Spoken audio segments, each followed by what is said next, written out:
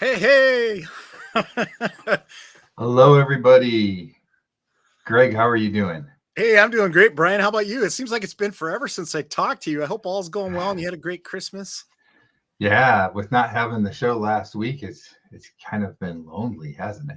I was missing it. I'm not gonna lie. It was just kind of weird not being on. I almost thought about going live just for the hell of it, to see what everybody was up to, but I didn't. I decided to take a break. Yep. All right. So welcome everybody. This is the last low carb football party of the season. Low carb football party live stream, I should say, of the season. The last Thursday night game for the NFL. We have the New York Jets against the Cleveland Browns tonight in the game. I actually wasn't able to set up the streaming for the game because I was kind of having some issues similar to the last time with the internet. So I'm gonna have to rely on you a little bit for the stream. Is it in Cleveland or New York? That's one thing I wasn't sure about. I'm thinking it's in Cleveland just from the fans that are standing behind the desk here. So yeah, it looks like it's in Cleveland. So Okay. So what do you think about this one? I would say that I'm going to go with the Browns just because the Jets really haven't been playing that well. They're pretty much out of the picture, I think, for playoffs. Nothing like my preseason prediction of them going a long ways, but when you lose your main quarterback, that's kind of a big deal. So Yeah. definitely, but yeah. So I'm gonna pick the Browns tonight. I'm gonna go 27-13. Okay. I'm also going to pick the Browns. I'm gonna say 20-10. Cleveland will win. So, Yep, it should all be. right. Hopefully, it's a good game though, but you just never know. But hey, if you guys want to smash the like button, that would really help us out. And then also go ahead and put in the comments where you're from. We always like to see that too for people that are coming in here. So, Yep. So we've got a good show today. Before I go into the show, one thing I want to put up on the screen here, Brad, a new YouTube member for your channel. awesome. So yes, Thanks, thank you, buddy. Brad, for joining Greg's channel. Yep. Thank you very much. All right. I was going to say, I see the champion within is in as well, and he's the newest member of my channel, along with my buddy There you Brian. go. My buddy Brian from Wickles Carnivore is a member of my channel. So if you guys are interested in joining, just hit the join button. It has all the details there. And I think Brian's got something similar as well. So thank you. Yep. All right. So the show tonight, first of all, let me bring up our topic. Our topic for today is diet accountability. So we'll kind of be, using that as our topic in our discussions throughout the live stream tonight. We have a few different guests lined up. One guest, I'll say, are going to be new to the show. They have not been on before. So on our last show of the season, they will get to be on as a new guest. So that'll be pretty cool. And let's see, we've got a couple of trivia questions that I have lined up for the show as well. And let me just catch up real quickly on who's all out there. Meet and Marriage, hello. I'm not sure if I can pronounce that correctly. Carito. Hello. Welcome to the show. Johnny says, money well spent for his channel membership to you. So thanks, Johnny, for being a channel member for Greg. Peachy Pam is here. Hello. All right. So let's go. Let's see. We've got a few people on. Let's go into our first question, our first trivia question. And I'm going to bring this up here. All right. So question number one, January is World Carnivore Month. In what year was the first World Carnivore Month? So if you think you know the answer or you just want to guess whatever, go ahead and put it in the chat. And Man, want I to look at it? I have no idea on this one, Brian. I'm guessing it's fairly new, but I don't know, to be honest. Yeah. Yeah. So probably somewhat new, right? Yeah. We'll see. Nobody has any There's comments. one. Oh, here we go. Here's one. Yep. Johnny's guessing 2018. So let us know if anybody else has any guess. Let's see. In the meantime, so this is the last Low Carb Football Party show of this season. We do plan on doing the show again next season, correct? Yes, definitely. So, but that won't be like until September, I guess, really, right? So, we'll see what happens there. I think you just got another. Yes, Gail. Thank you, sweetie. I appreciate it. Gail's awesome. Yeah. Thanks, Gail, for joining Greg's channel. We got another guess here. Peachy Pam and MD says 2015. It's another good guess. Go back here. The question is, January is World Carnivore Month, and what year was the first World Carnivore Month? So as I was saying, yeah, this will be the last show of this season. Then I guess it would pick back up like around September of 2024. So we do have an announcement today for a new show that we're gonna have. I'm gonna give you a little bit more suspense here though, because I want to answer this question before we go into that. So we'll do that first. I'm really excited about tonight, Brian. The announcement's a big deal, and I think people are gonna love it. And yeah, it's exciting. We're looking forward to a great new year, guys. It's gonna be a lot of fun. Yeah. Yep. Definitely. All right, so I'm gonna go in to the answer. So first of all, the question again: January is World Carnivore Month, and what year was the first World Carnivore Month? And the answer is January of 2018. Good job, Johnny. Yep, Johnny got it right. So good job there. All right, so I've left a little bit more anticipation about the new show. Let's go into that. So we have a new show that we will be starting in January. And I guess, so we have a little intro video for it. Anything you want to say before we just show the intro video, or should we just go right into the video? Yeah, we could probably go right in the video and then we could talk about it afterwards. I think that would be cool. Hopefully everybody's tuning in and pretty excited about this, but I know we've been working on it for a little bit here, but I'm really excited. I think it's going to be a lot of fun. So. All right. Let's show the intro then. Here we go.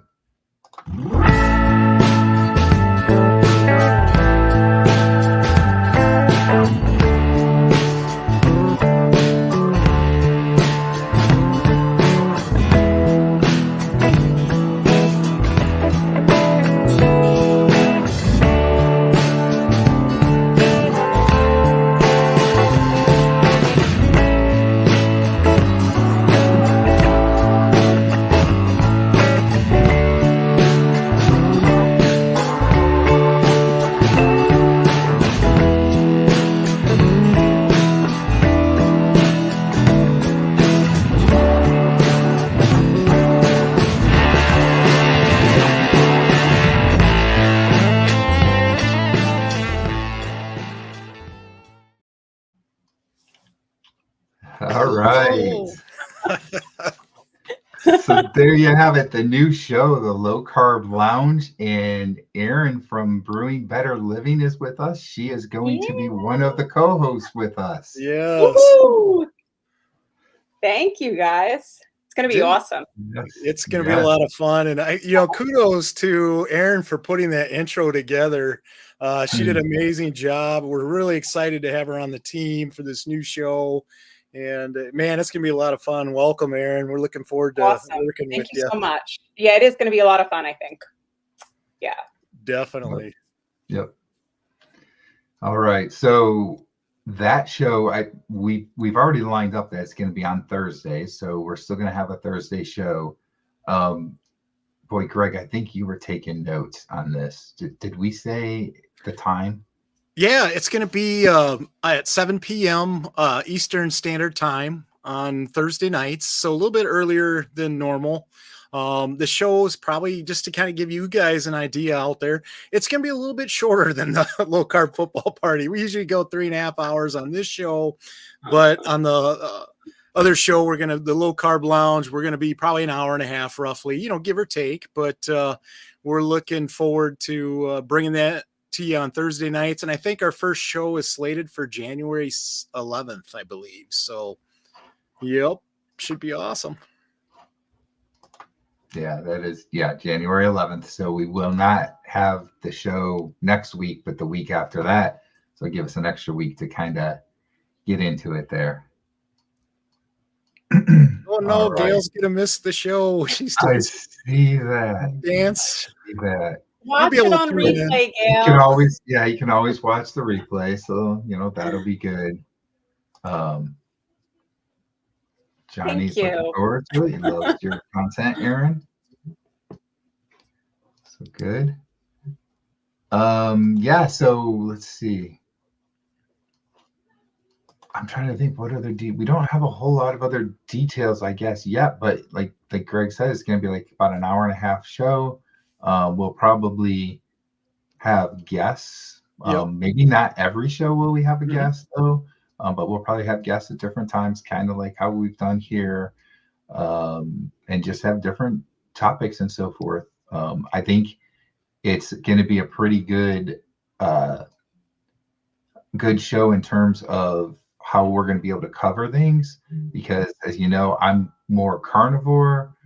Greg's kind of more like the ketovore space, and then Aaron is more low carb in general, right? So I think that you're going to get good perspectives from all three of us, and we'll be able to cover a lot of different bases on the low carb front. So we're definitely looking at bringing on some guests that maybe you haven't seen before. Maybe they're newer to YouTube.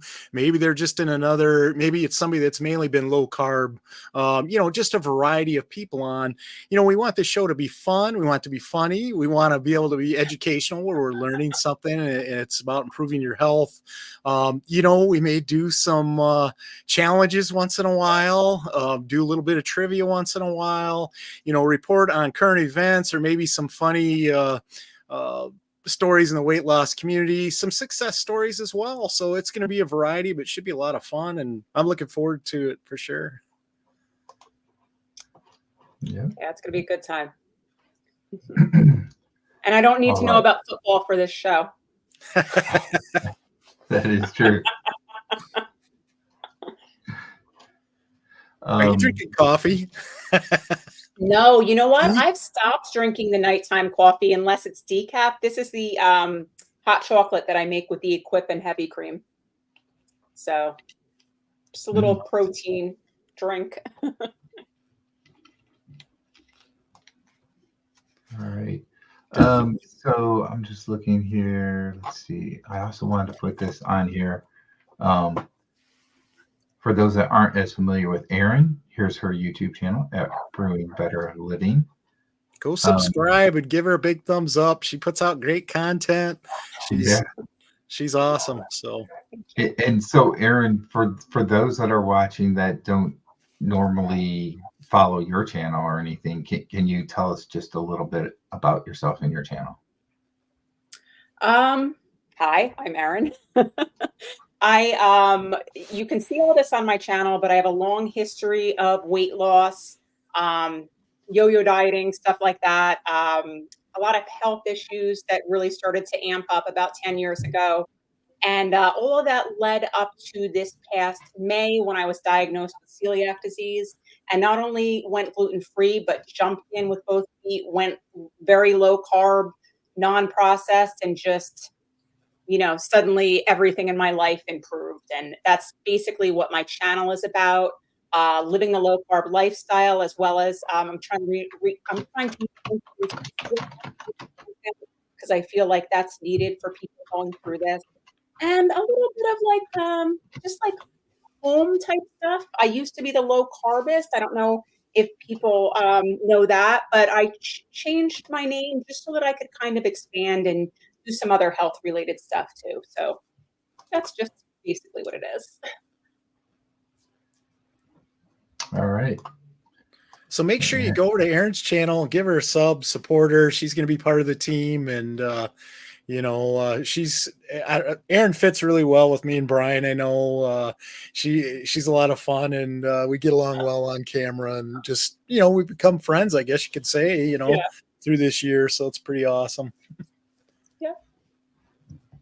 A little big man, Alaska. How are you doing tonight?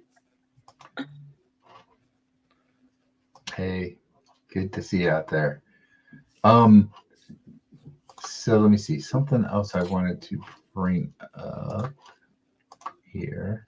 A couple things, I guess, really. But so first of all, December challenge. We're at the end of December, basically. And I had put a challenge out there for the month of December for doing push-ups every day. I will admit the last few days have been a struggle for me. So I didn't do any push-ups yet today. Hopefully I do. But most days I'm only doing about 30 or so one time, and that's it. And this is basically since Christmas, so like for the last 3 to 4 days. So I've kind of slowed down my pace from what I was doing before. I think before Christmas I was up to like 50. I think the most I had done was 56 push-ups, and I did a couple sets. So haven't been doing quite as well with that. Greg, I know you were doing the challenge. How were you doing? I was kicking butt halfway through the month, and then the last couple weeks has been a little disappointing. I think with starting a new job, I just had so many things on my mind. It just kind of slipped for me, but I'm going to continue doing push-ups and try to get back in the swing of things. But I got stronger each time. I think one of the last times I did, I was doing like 50. I think I did like 52 straight push-ups, and then I started doing 2 sets. So, and those are countertop push-ups, not the real deal, but it's what I can do with my knees and how sore they are. So I don't like to get down on the floor too much. They still kind of bother me, but hopefully in time I'll be able to do that. Mm-hmm. Yeah. Erin, have you been doing any kind of a challenge in December? I know you already do. I know you already work out, right? So yeah, so I'm just at the end of that 3-month, I don't want to call it a challenge, but 3-month strength training program that I was doing.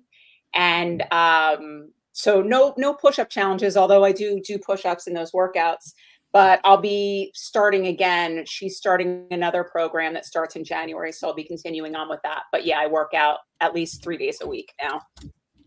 So. Okay, cool. And then this is a perfect time for me to bring up January challenge. So I have put out a January challenge, and this is planking. So I am going to do the same kind of concept I was doing with push-ups and doing planks until failure. But I don't want to stop doing push-ups. So my plan is that I'm going to do like a set of 20 push-ups and then go and do planks as long as I can go, right?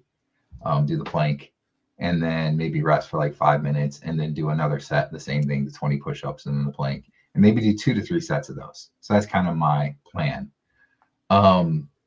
Greg, in January, I think you had a plan too, some sort of challenge. Is that right? Yeah, my challenge is a little bit different. It's more of an eating challenge. I am going to do carnivore for the month of January just to try it out. And, I did it before for like 6 weeks, so I can do it. I think that the struggle for me is sticking with it because, I like my keto items as well. So yeah. I just want to be really disciplined for the month of January. I've even considered about, I drink my pop once in a while, and I'm even thinking about giving that up and seeing how it goes. But I plan on continuing doing the push-ups. I'm not going to do the planking challenge, but I will try to do some planking. How's that? Does that work? Yep, that works. So Big Man Alaska asked for some clickable links to sub to your channel. So I'm going to put those in here really quick. So here is. So Aaron, did you have a challenge for January? No real challenge, just to continue working out several times a week and just being consistent with it, and hopefully make some more gains. But there was planking in some of my recent workouts and push-ups, so I'm doing a little bit of what you guys are doing. Sure. So in planks, I love planks, actually. Good. So there's Greg's. It's a great exercise. Push-ups too. Yeah, definitely. Here's Erin's link to her channel. So I have it. Greg, will you eat dairy still, or will you go ultra strict with the Yeah, carnivore? I'll still do cheese, but I treat it like a condiment, so I don't use a lot of it. Use it kind of sparingly. The biggest thing I do when I do carnivore is I eat a lot of eggs, butter. I do the meat. It isn't just red meat. I'll eat pork, chicken, steak. I'll eat some seafood, probably maybe some salmon. I consider those are all carnivore for me. Yeah, so still a variety. That's good. You gotta have a little bit of a variety. You get a lot of nutrients and vitamins in those different foods. So definitely. Yeah. We do have a scoring update, by the way. Already. Cleveland Browns just scored. They haven't kicked the extra point yet. 7 plays, 75 yards and a touchdown. So, and I think it was I'm seeing the replay right now. I think it was a touchdown pass. So, yep. Wow. Okay. So that's a good segue for our second trivia question. Let me find it. This one's a sports one. Here we go. Question number 2. Who is the all-time leading rusher for the Cleveland Browns franchise? I know that one. If you know sports and follow the NFL, you might know this one. Aaron, I know you don't know this one. It's okay. It's like, should I take a wild guess? No, probably not. You could try it. I don't think so. I mean, I'm a sports person, so I'm like, this is a pretty, to me, famous person. But, if I said that to my wife, she'd be like, who is that? I have no idea who you're talking about. So he's probably in his 80s now, isn't he? Oh, I bet so. Yeah. He's still alive. Yeah. So if anybody has any idea, go ahead and put it in the chat. Seeing if my husband will shout the answer from the other room if he's watching. Meat and Marriage says don't know from a Chiefs fan. I will say, I'll give you a hint. So the Cleveland Browns franchise moved to Baltimore and became the Baltimore Ravens, and then they started a new Cleveland Browns franchise, right? This is from that original franchise, Cleveland Browns. So before they moved to Baltimore.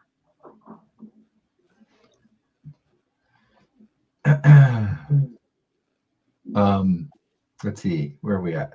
While we're waiting for that, let me bring up our topic again.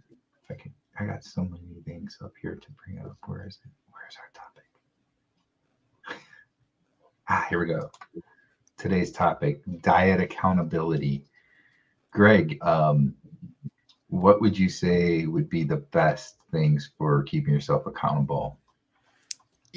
I think having people that are on kind of a similar journey as you and on your team is a big deal. I know my wife has been very supportive of me on my journey, and she more or less eats what I eat. So it's nice having a partner that'll do that and help you with that.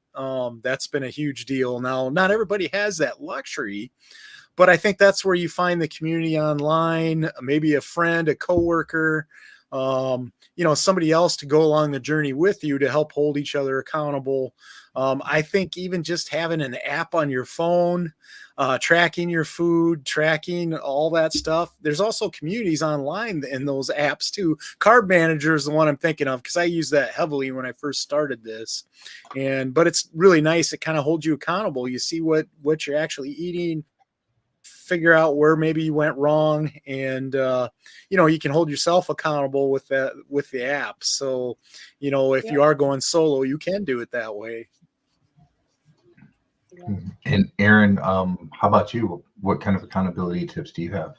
Well, I'm going to say the same first thing, the community, like this group of women that I'm doing this program with, they're all super supportive, and we have forums that we can be in every day. So I think that that's the best thing. But I'll also agree with Greg on the tracking.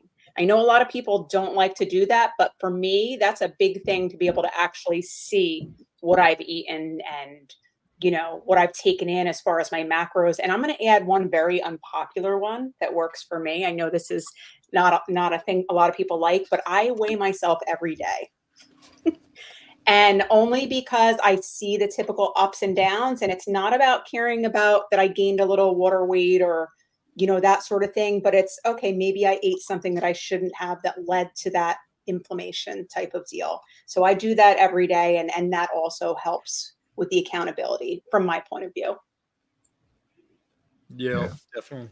I like Gail's comment about being public about it. I think that's true too. I mean, we're all doing that, right? Yeah, I'm kind of last couple months I haven't really lost a whole lot, and I'm kind of embarrassed about it. And it helps keep me focused. Hey, I need to keep doing this, keep plugging away. I haven't hit my goals, and I think it's a great idea for sure.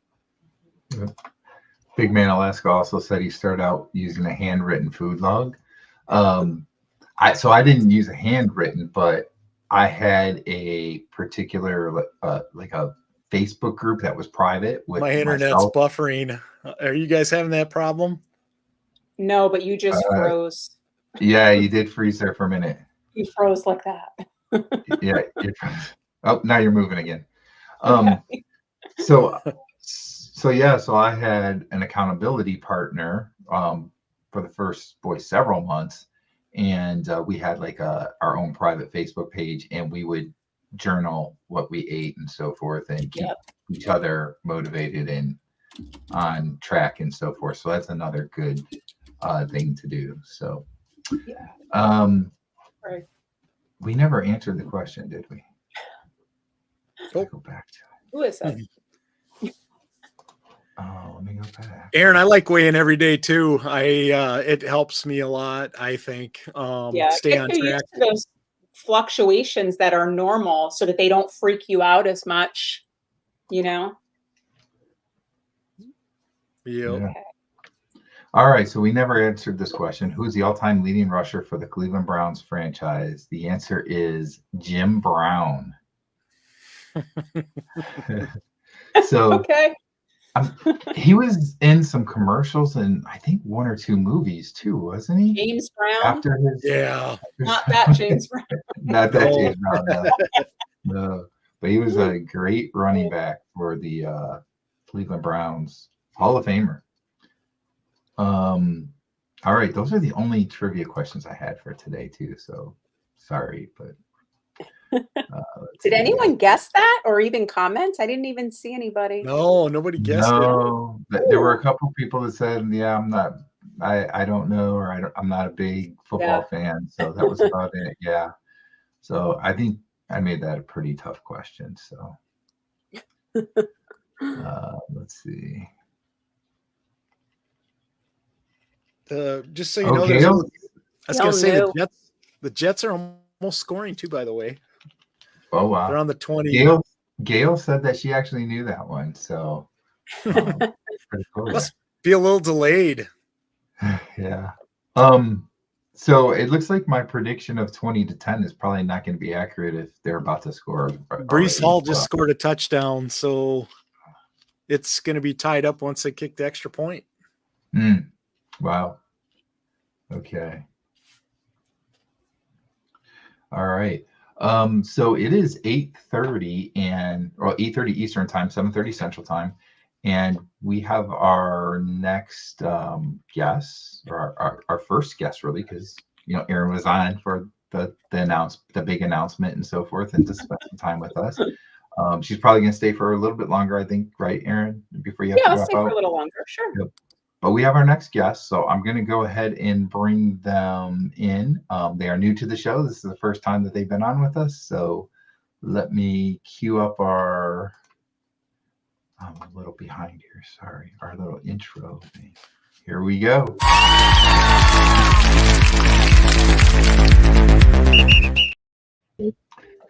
All right, we have Tom and Annalise from Meat and Marriage YouTube channel. Welcome to the show.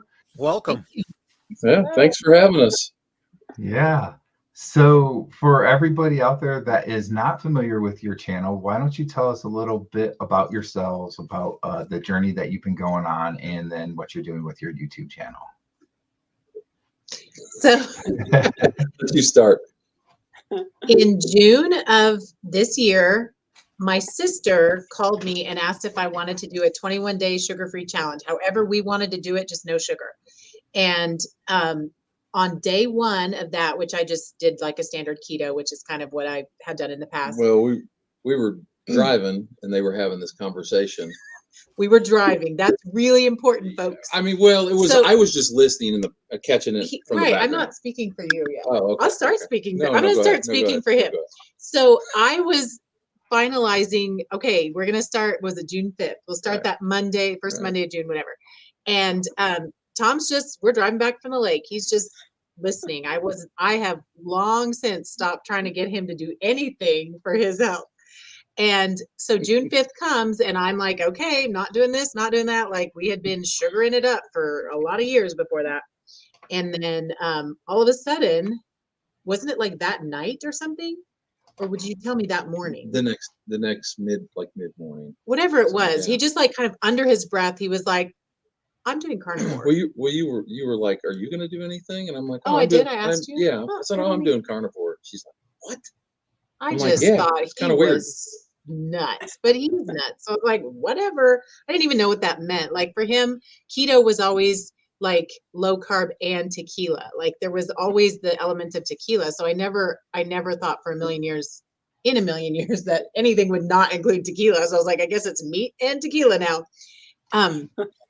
And then about 2.5 weeks in, so it was a 3-week challenge for me, and I was doing so great, and I was feeling better, and I'd gotten over the keto flu and all that, and I was trying to figure out what I was going to do because this little group was disbanding, and I wasn't going to have any support. And Tom was like, I think you need to really think about doing carnivore too. And I was like, that is not for girls. I was so offended because all the videos he had been like watching 24/7 had all been men. And I was like, I am in perimenopause. I don't think you understand that you were watching, that I saw. Right. You're right. So I was like, find me some women who have hormonal stuff and I will listen to them. So he found me Dr. Elizabeth Bright, and I got her book and I read it. And so I guess this is my story. And then I started. That's our story. I started 2.5 weeks after him, 17 days after him. So whatever he is, I'm 17 days slower than him. And within the first week, my severe, like all the horror stories you hear about menopausal women, that was all me. Like I had been a semi-nice person prior. I wasn't even close to nice anymore. And poor Tom, such a soldier. I wasn't used to her being edgy. I was very edgy. And at literally 1 week, like all that shifted so dramatically that I could not ignore it. And I still, so what am I, 6.5 months in or something? I 7.5. still. No, 7.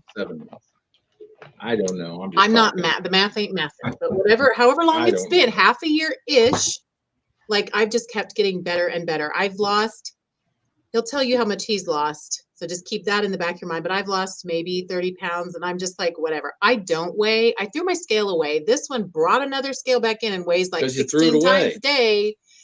But I had binge eating disorder my whole life, severe body dysmorphia. The scale is not my friend. I don't need to math about me. I just pay attention to how I feel. When you said about accountability, my accountability first and foremost is my own body and how my own body is reacting to what I'm putting in. Like we went out to eat for like 3 days in a row. We were eating out of town and we ate carnivore foods but they cooked I know they cooked the eggs in seed oils, because all of a sudden, all that inflammation that I was so not used to anymore was like, I feel terrible. I can't. And then about 36 hours later, it was back out of my system. Really puffed up. Just like my ring got stuck on my finger. I was like, what is happening? But it was eating out. And I was like, okay, apparently I am more sensitive than I thought I was. So 1,000 other things have gone well, but that's my story. So you can tell yours now. I'll let you have the. Well, I'll make one comment to Aaron first. Is like when you mentioned about the fluctuation on the scale. That's where it's kind of for me. It's a good mindset to realize that it'd go 5-6 pounds sometimes for me at my size, and it's good to not panic about that when you see that. So I don't know. Of course, I still had everybody's different. Yeah. Well, and of course, I probably had the scale. Some people can do it, and some people can't. Whatever works. Right. Not great for her. So, but but no, for me, I've tried, like so many have, just everything to lose weight. I got up to 375 pounds, and I'm a drywall and paint contractor, and so the physical work was starting to destroy me. Just in pain all the time, and the sirens in the background. Do you guys hear that or no? Yeah. I didn't. Yeah. We live in the hood, so we live with that. But so I got onto I was just trying to weigh out, how do I freaking lose weight, because that's how I'm going to get healthy in my mind. And everything I've done. So I had a little run probably in March or April of, I'm going to do low carb and tequila. And well, until I had a little too much tequila, then the sweets started coming, and it was like, it's just a vicious cycle. And I had seen Jordan Peterson, Michaela Peterson, a few people on TikTok talking about carnivore, and it had caught my attention. I'm like, I don't know. It just seems so odd just to go so limited. And, then when her and her sister had the conversation, I was like, okay, I'm going to do this. And I had no clue what I was really jumping into. And I was like, I'm not going to drink the tequila either. So it'd be 8 months, January 5th. Haven't had a speck of sugar, processed food, nothing to drink. Kind of wig some people out that I've been around. They're like, you're not even drinking tequila, because, my handle on a lot of stuff is Tequila Tom. And the collection that I have, and the empty bottles that we should have never saved, because it's like, they're beautiful bottles. Also, it's 7 months. I just math. It's 7 months. You jumped. It's 7 months on the 5th. July, August, September, October, June. November, December, January. June. All of June. Yeah, from June to July, August, September, October, November. Real? Oh. I can count to 7. Dang it, not 8 months. 7. Okay. Oh well. Yeah. It's whatever. Okay, so what have you accomplished in that time, sir? So blood pressure went from stroke levels on blood pressure medication to blood pressure medications. Right. Yeah. And then got off of that. And so now I just got off the last half dose of metoprolol, and about 3 weeks ago, my blood pressure's, running like 130, 85, over 85. So it's still not quite where it needs to be, but I'm okay with not being on the medicine, because I know I'm solid and I'm not deviating. So it's good. The metabolic, syndrome is going to keep getting better. And then I was on Claritin D and omeprazole for 25 years off of that. The Claritin D was a kind of a weird deal, because my daughter would take it too. And we had one pill left, and we would never take the last pill from each other if there was something like that. And so we both skipped it. And then, I saw it the next day. I'm looking at the counter. I skipped it again. And it was about a week later. I'm like, my allergies aren't bugging me. And so off of that, then off metformin. And of course, they wanted to put me on insulin and stuff, and I refused that. But because my A1C was 11.9, and now it's 5.4 or 5. Blood sugars were hitting 300 plus. I stay mid 90s to low 100s. I'll spike just a little to like 120 after eating, of course. And what else? There's a lot. This is most Oh, recent, like blood work from 2 yeah, weeks yeah, ago. He started yeah. at. This most recent. My doctor called on the telehealth update. She was giddy. But there's still the carnivore thing still isn't setting right with them. But I got their attention when you're down 103 pounds and you've had all these changes. Oh, my liver enzymes. Of course, most people would have thought I was an alcoholic, and I even kind of questioned it. But I mean, I set it down with no problem. And I know the change in the eating definitely helped. It's that flipping that off switch. It's like, holy cow, the cravings for everything. And so liver enzymes are normal again. Kidney enzymes are normal. They were getting a little out of whack. What's your triglycerides were around 500 when I started. And last blood work was 134 or 43. I don't remember. So we're getting there. Trying to think.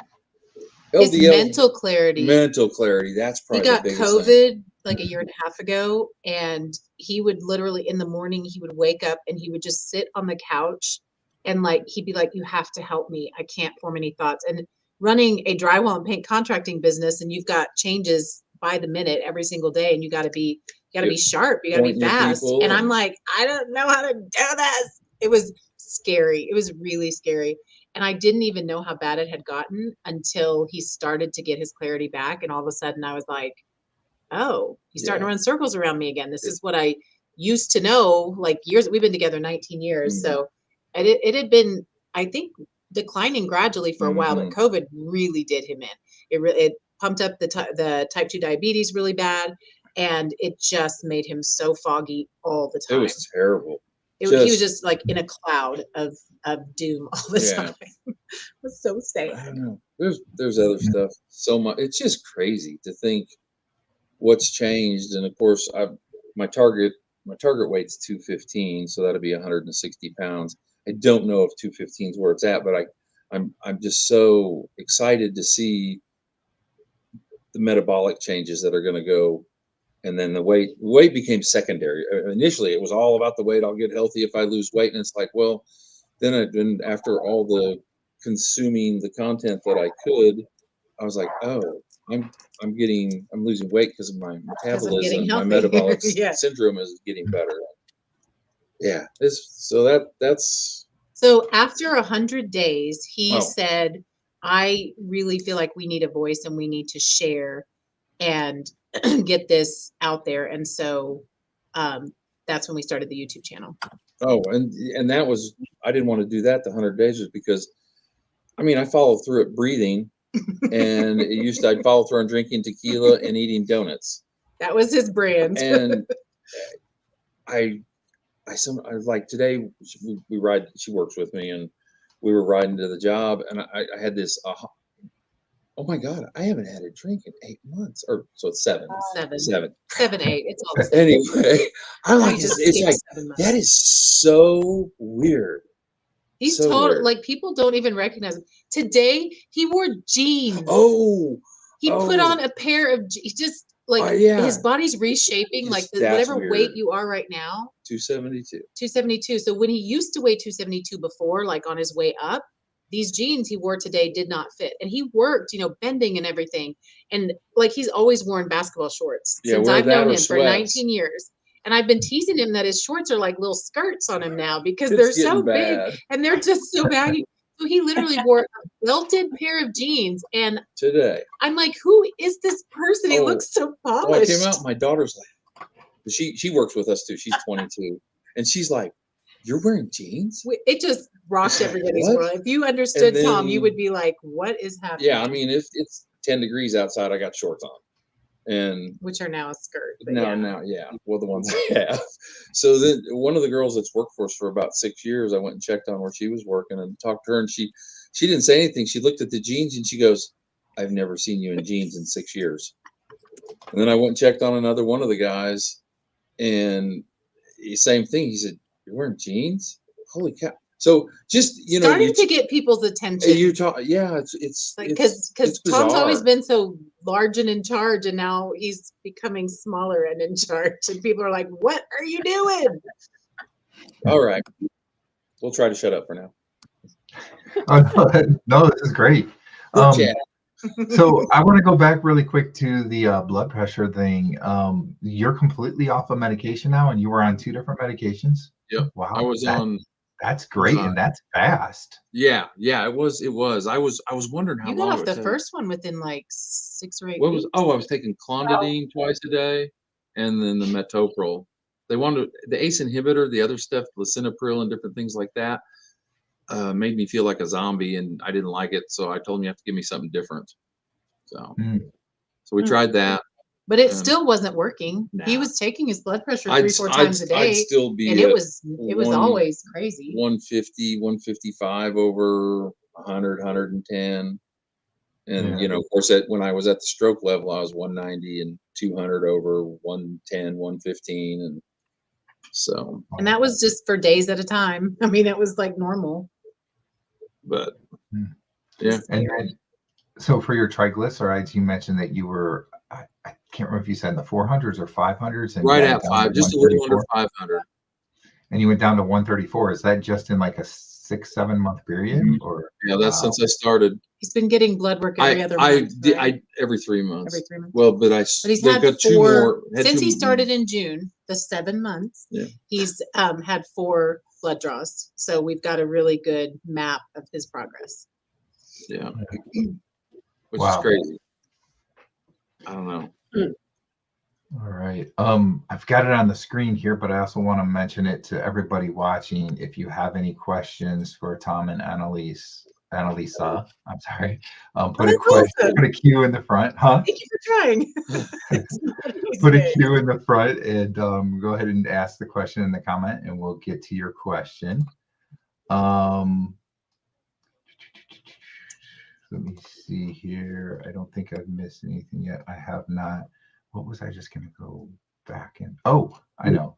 So our topic today that we're doing is, let me bring this up.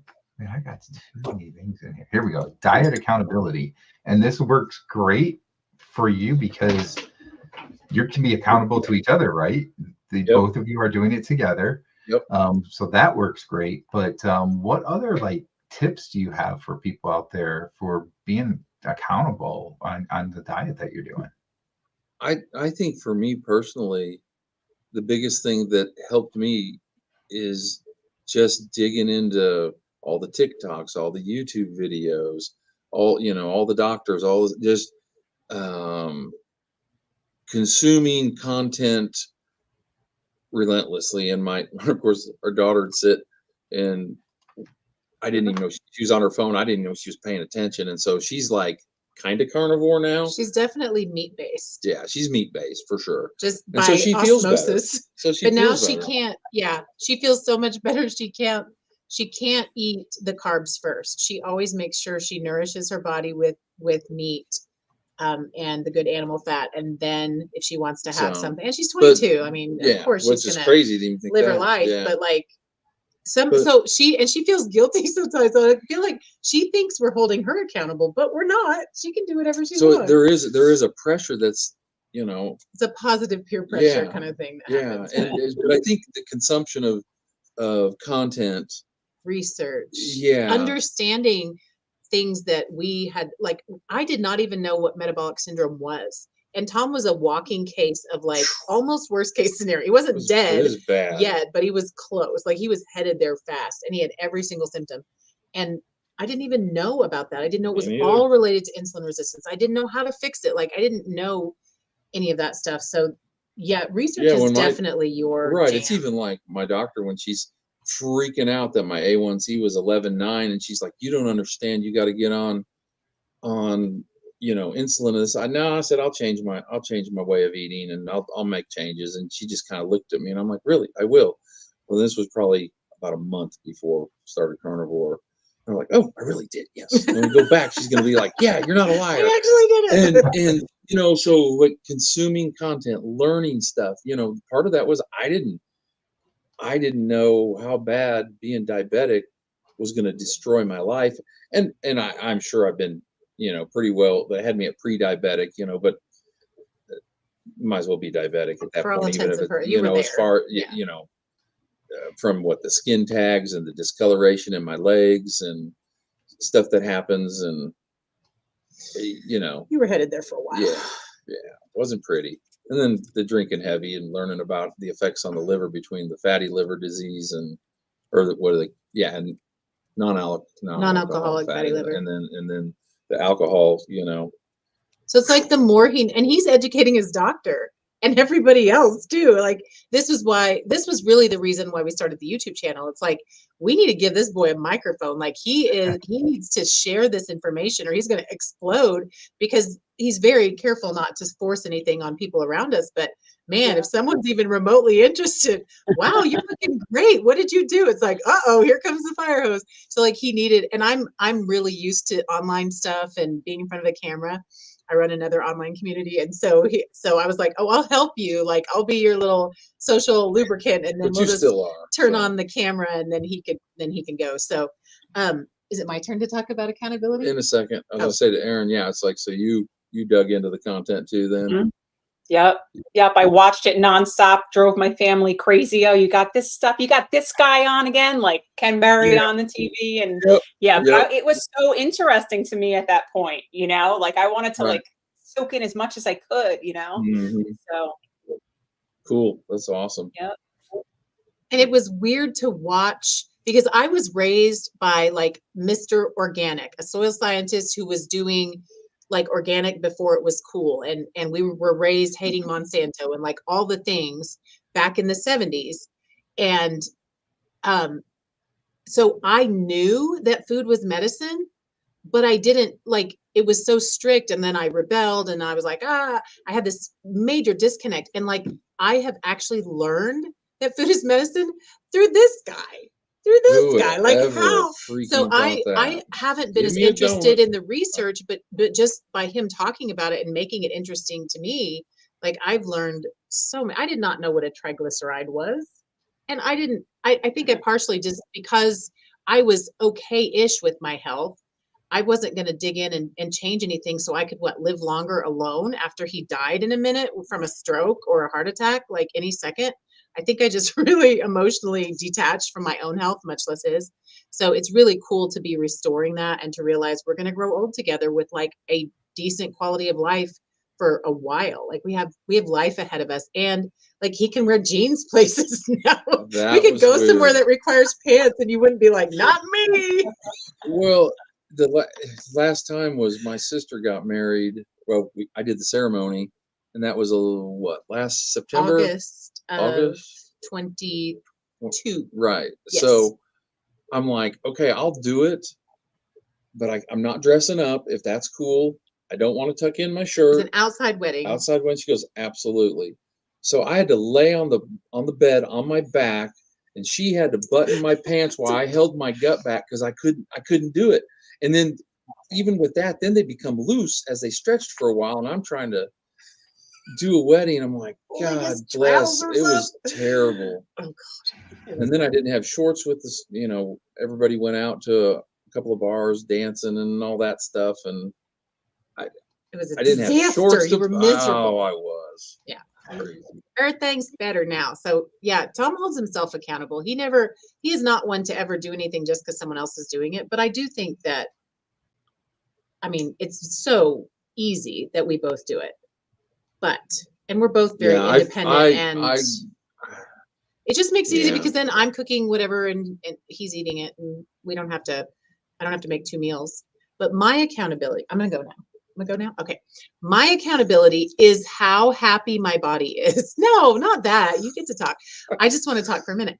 But how happy my body is, like my body, I really try, because I come from a history of eating disorders and body dysmorphia, and the get out of your body and sort of float around over here and don't pay attention. And like binge eating is a complete, you have to be outside of your body because you're doing a behavior that you know is going to wreck your life for at least the next few days, not to mention emotionally. So for me, it being inside my body and paying attention to how I feel and remembering how I felt before, that keeps me on the straight and narrow. I literally do not have any draw or desire to anything that would take me back into that place, because I literally feel that good. And then that little deviation that we didn't even mean to have with the seed oils, and then cooking the foods at the restaurant in whatever seed oils. And then I was like, what is happening? I feel terrible. And then putting that 2 and 2 together.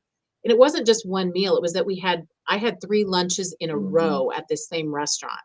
And they don't even have real butter there. That should have been a clue that they probably were just, putting soybean oil on everything or whatever. But so those little reminders here and there, like I can't abuse my body anymore. I understand. My body's so grateful.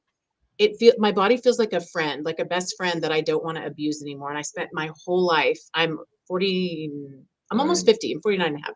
So at like 49, like basically at my birthday is when this all changed. And I'm like, she's my friend. She's carried me through a lot of abuse, and I'm just not doing it to me anymore. So I wouldn't need, even if he did fall off the wagon, I'd be so sad, but I would still keep going. Like my accountability is internal primarily.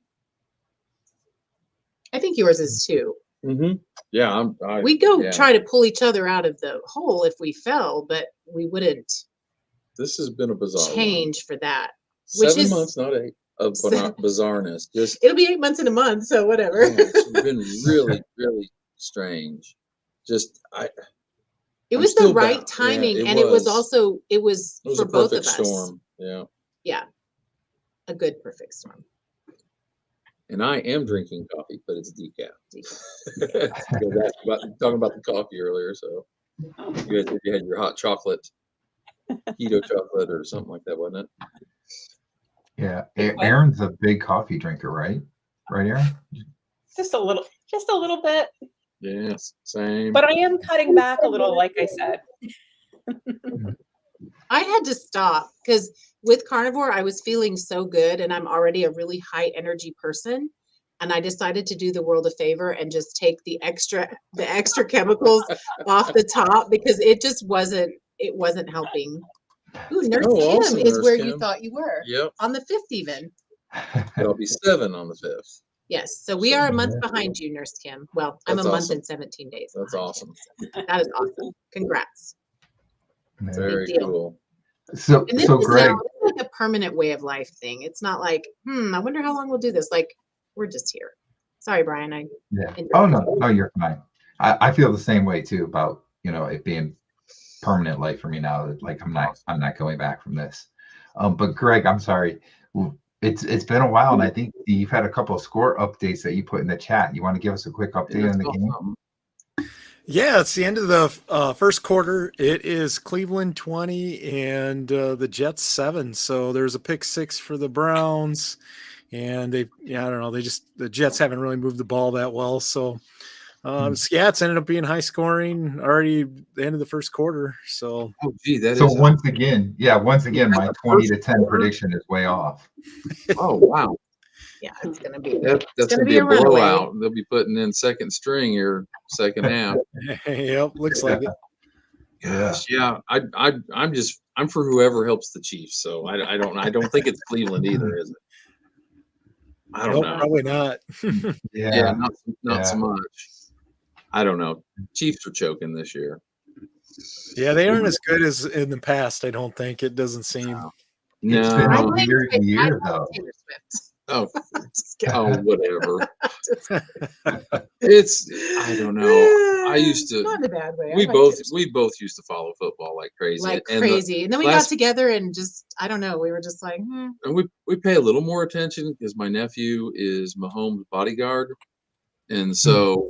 So that's kind of cool. We feel kind of connected. Cool. Like we kind of feel like we know him. Yeah, and it's like I don't know. So that kind of gave a little bit of interest, but it just, I think, just by the nature of our life, it's not. We're just so busy all the time. But I mean, I enjoy the excitement when I catch it here and there. That's for sure. I did have a funny thing. What was it? One of the builders that I do work for a lot of years, they have season tickets, and she was pregnant, and it was in the playoffs in the cold, and it was a New England game. I think it was the one they lost at home. I think that was 3 years ago, I think. And he was like, "Hey, do you know anybody who wants to buy some, the tickets?" And I'm like, "Yeah, I'll put it in the drywall groups." And a guy bought tickets, and I asked him how that went. He goes, "Oh yeah, he paid for the tickets. That yeah, but next time don't sell them to a New England fan, please." Sitting in the group of us with the Chiefs, I'm like, "Oh, sorry, I didn't ask. I didn't even think about that." So I've been hearing about that for a few years. Cross-pollination. Yeah, it's kind That's of a funny. no-no. That's kind of hilarious. So are you guys like diehard fans or? Whoops. Sorry. Well, it's hard for me to be a diehard fan because my team has never been to the Super Bowl. Oh, But it's the Detroit Lions, and hey, guess what? They just won their first division title since 1993. oh, really? Oh, So that's wow. pretty cool. That's So cool. at least they're in Detroit the hasn't been playoffs. even once. They've never been to the Super Bowl. Wow. I think 1993, I think, was the last time they were in the conference championship game, and they lost to the Redskins. And I think that's the only time they've been in the conference championship game. So they've never been in the Super Bowl. It's not going to happen this year either. They're a better team than they've been, but they got a long ways to go. So I don't know. Greg, I don't know. You might be a better diehard fan because your team actually wins sometime. Yeah, well, it's been a long time since they've been in the Super Bowl, but I follow the Minnesota Vikings. But they've been disappointing because they're up and down. They look like contenders one game, the next game they look like the worst team in the league. So it's been that way for a long time, it seems like. Yeah. That what I was thinking is like I think with Detroit, everybody still got beef with Barry for leaving. Yeah. Probably. Yeah. That was the last time that they won the division. So it was when Barry Sanders was there. So that's how long ago it's been. We have a question for you. This is from Gail. Where do you live? We live in Joplin, Missouri. Okay. Where are you at, Gail? You close to us? Gail's in California. She's in California. Yep. Northern California, I think. Yeah. Not close at all. Yeah. It's. I mean, do you guys have any like local people that are carnivores? Like friends or anything? So I don't think I know anybody locally. Because I was gonna say Nicole, I can't remember her channel name. Former Fat Girl? Yeah, former Fat Girl. Yeah. But she's actually low carb, not carnivore. Yeah. She's the closest. She's like an hour from where I live. I had like 2 or 3 people in Facebook groups and comments came up and they live here right by us and I tried connecting and just I don't know. We also pass people at the butcher. Yeah, we do. A couple times. Or like the lady that knows us at our favorite butcher is like, "Oh, another carnivore just left here. You guys still carnivore?" Like she'll check. And I thought about like putting up a flyer, just like old fashioned, but what? I don't know. What if they're weird? What if they think we're weird? Because we're kind of weird. Oh wow, that's cool, Gail. Oh, that is cool, Gail. Like small world. Small world. Yeah, Joplin's just a little old town in Southwest Missouri.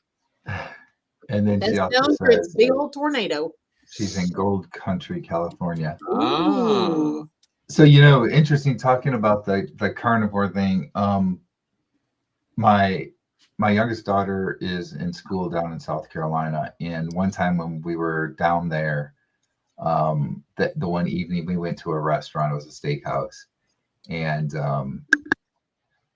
there was a table there, like just a couple tables over from us, and there was like 6 or 7 people at the table, and the one person I noticed, the one guy, he did not have bread when everybody else had bread, and then when his steak came, it was just the steak. There was no sides or anything. So I was like, oh, I bet he's carnivore.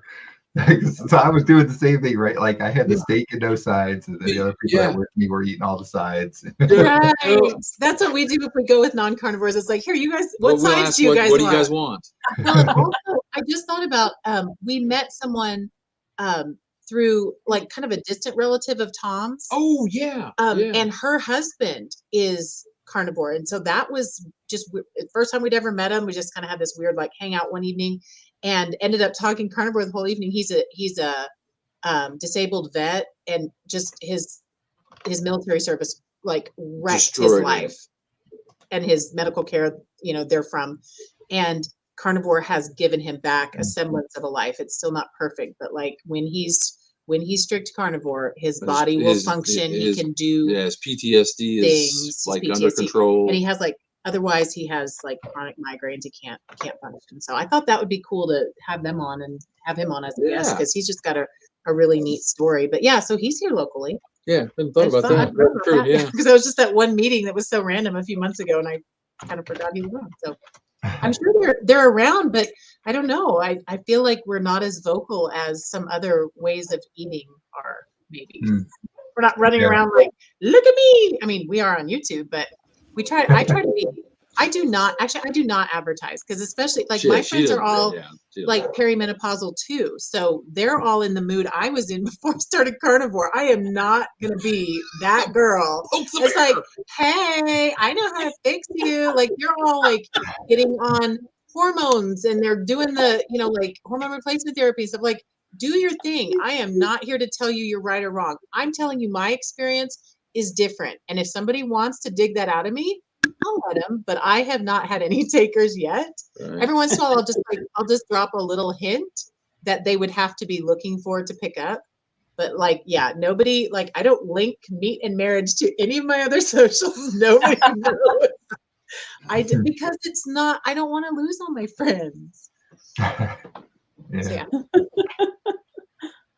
yeah. And I think it's, with being carnivore, as opposed to like, so Aaron is low carb, Greg is more ketovore. He's going to do carnivore here in the month of January, and he's done carnivore a few times, but for the most part, he's ketovore with some carb, a little bit of carb, right?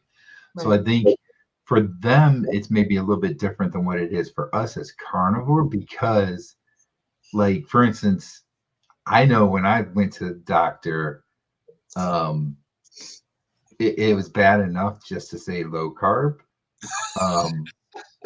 because they're like, yeah, that's not a good idea for you. And I'm like, well, and I think the one doctor, I even said like, yeah, I've actually started doing carnivore, and they're like, yeah, no, you can't do that at all. Like, not even short term, that's bad, right? So now I'm just like, I'm doing low carb, and then they're still kind of like, but I'm like, I've lost over 80 pounds, right? Yeah.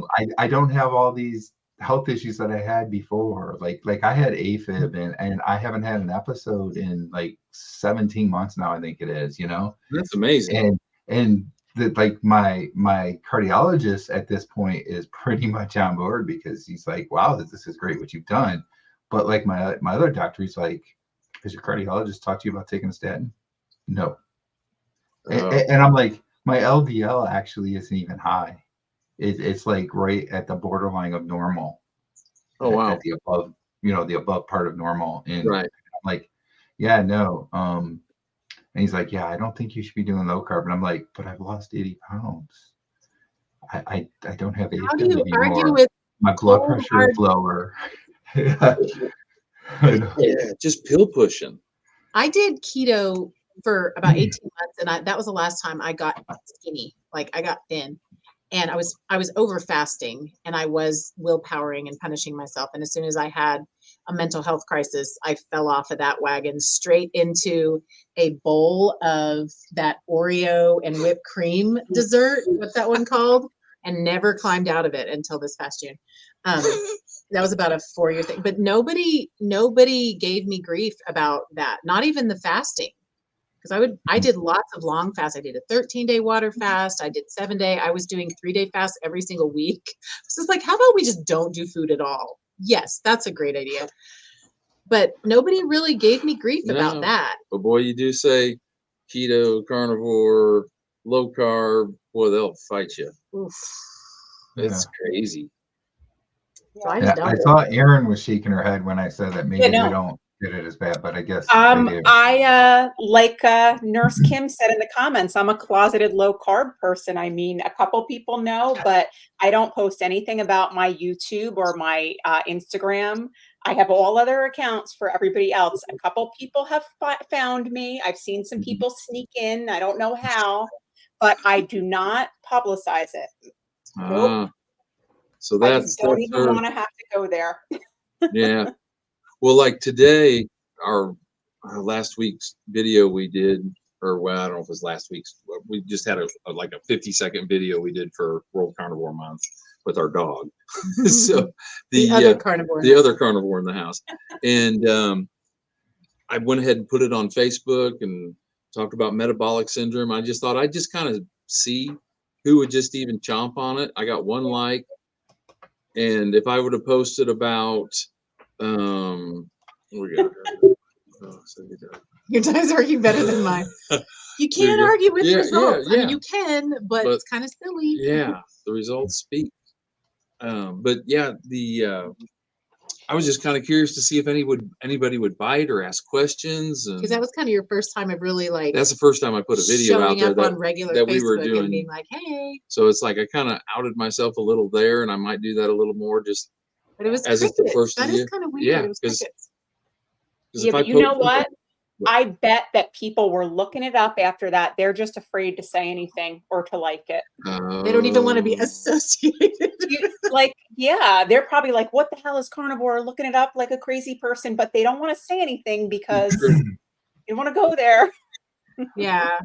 And but the people who know Tom, I mean, he looks so different. And I've watched him lose. Like we tried was it HCG? Is that what it's called? HCG diet. And he's done Atkins and tequila a ton and the different, combinations of, he had it all. He had his little hacks but so I could go up higher, up higher. Yeah. Up, yeah. But he just even looks different. Like that visceral fat, like that's the only way those jeans could be comfortable is like your belly is circumference. But I'm still massively fat in that sense. So it's crazy in that, You're tiny. To me, you're tiny. Yeah, they've got people saying, you're so small now. I'm like, I'm 272 pounds. I'm still super fat.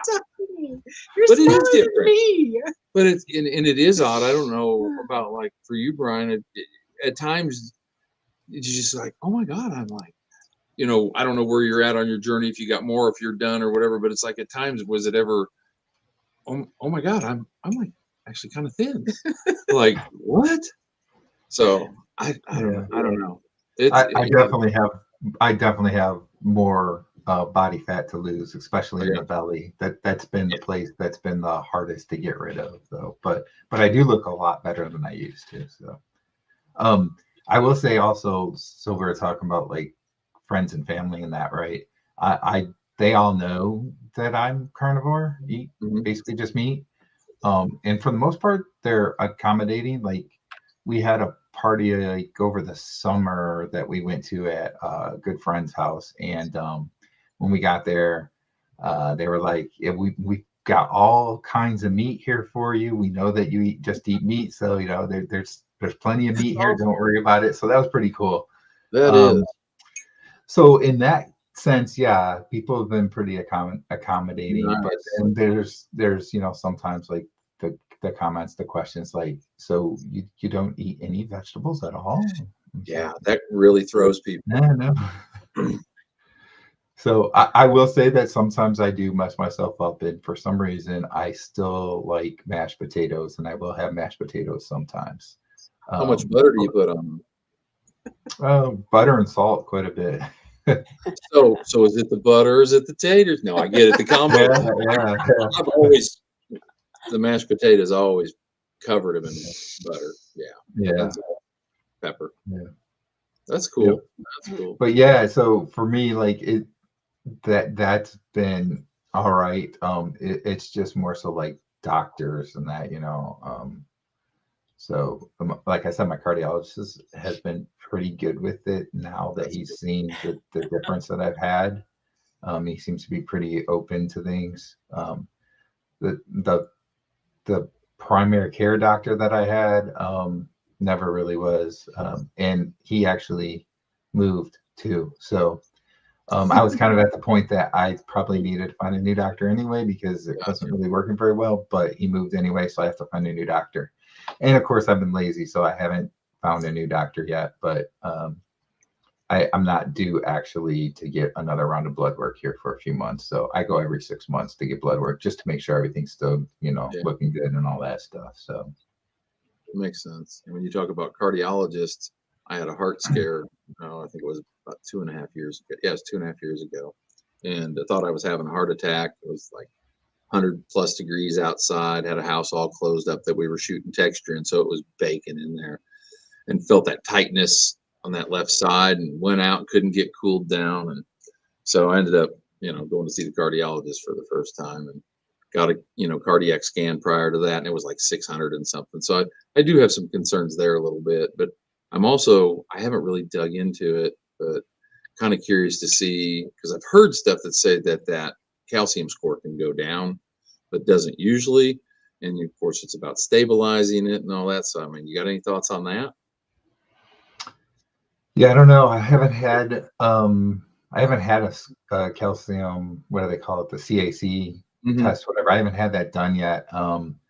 My insurance hasn't covered it, so I'm probably going to have to, pay for it out of my own pocket when I decide to do it. Yeah, that's what I did. It was about $100. But yeah, I've heard from people before that say that at least they tell you that it's not going to get better, but I don't know that there's been enough research done to know if you can't improve that score or not. So it'll be interesting to see, I think. I know Dr. Sean Baker is really leading the charge for a lot of research and studies on for carnivore. And he just announced a couple of days ago that after being on the Joe Rogan show, like, what was it, like, I don't know, 2-3 weeks ago. Yeah.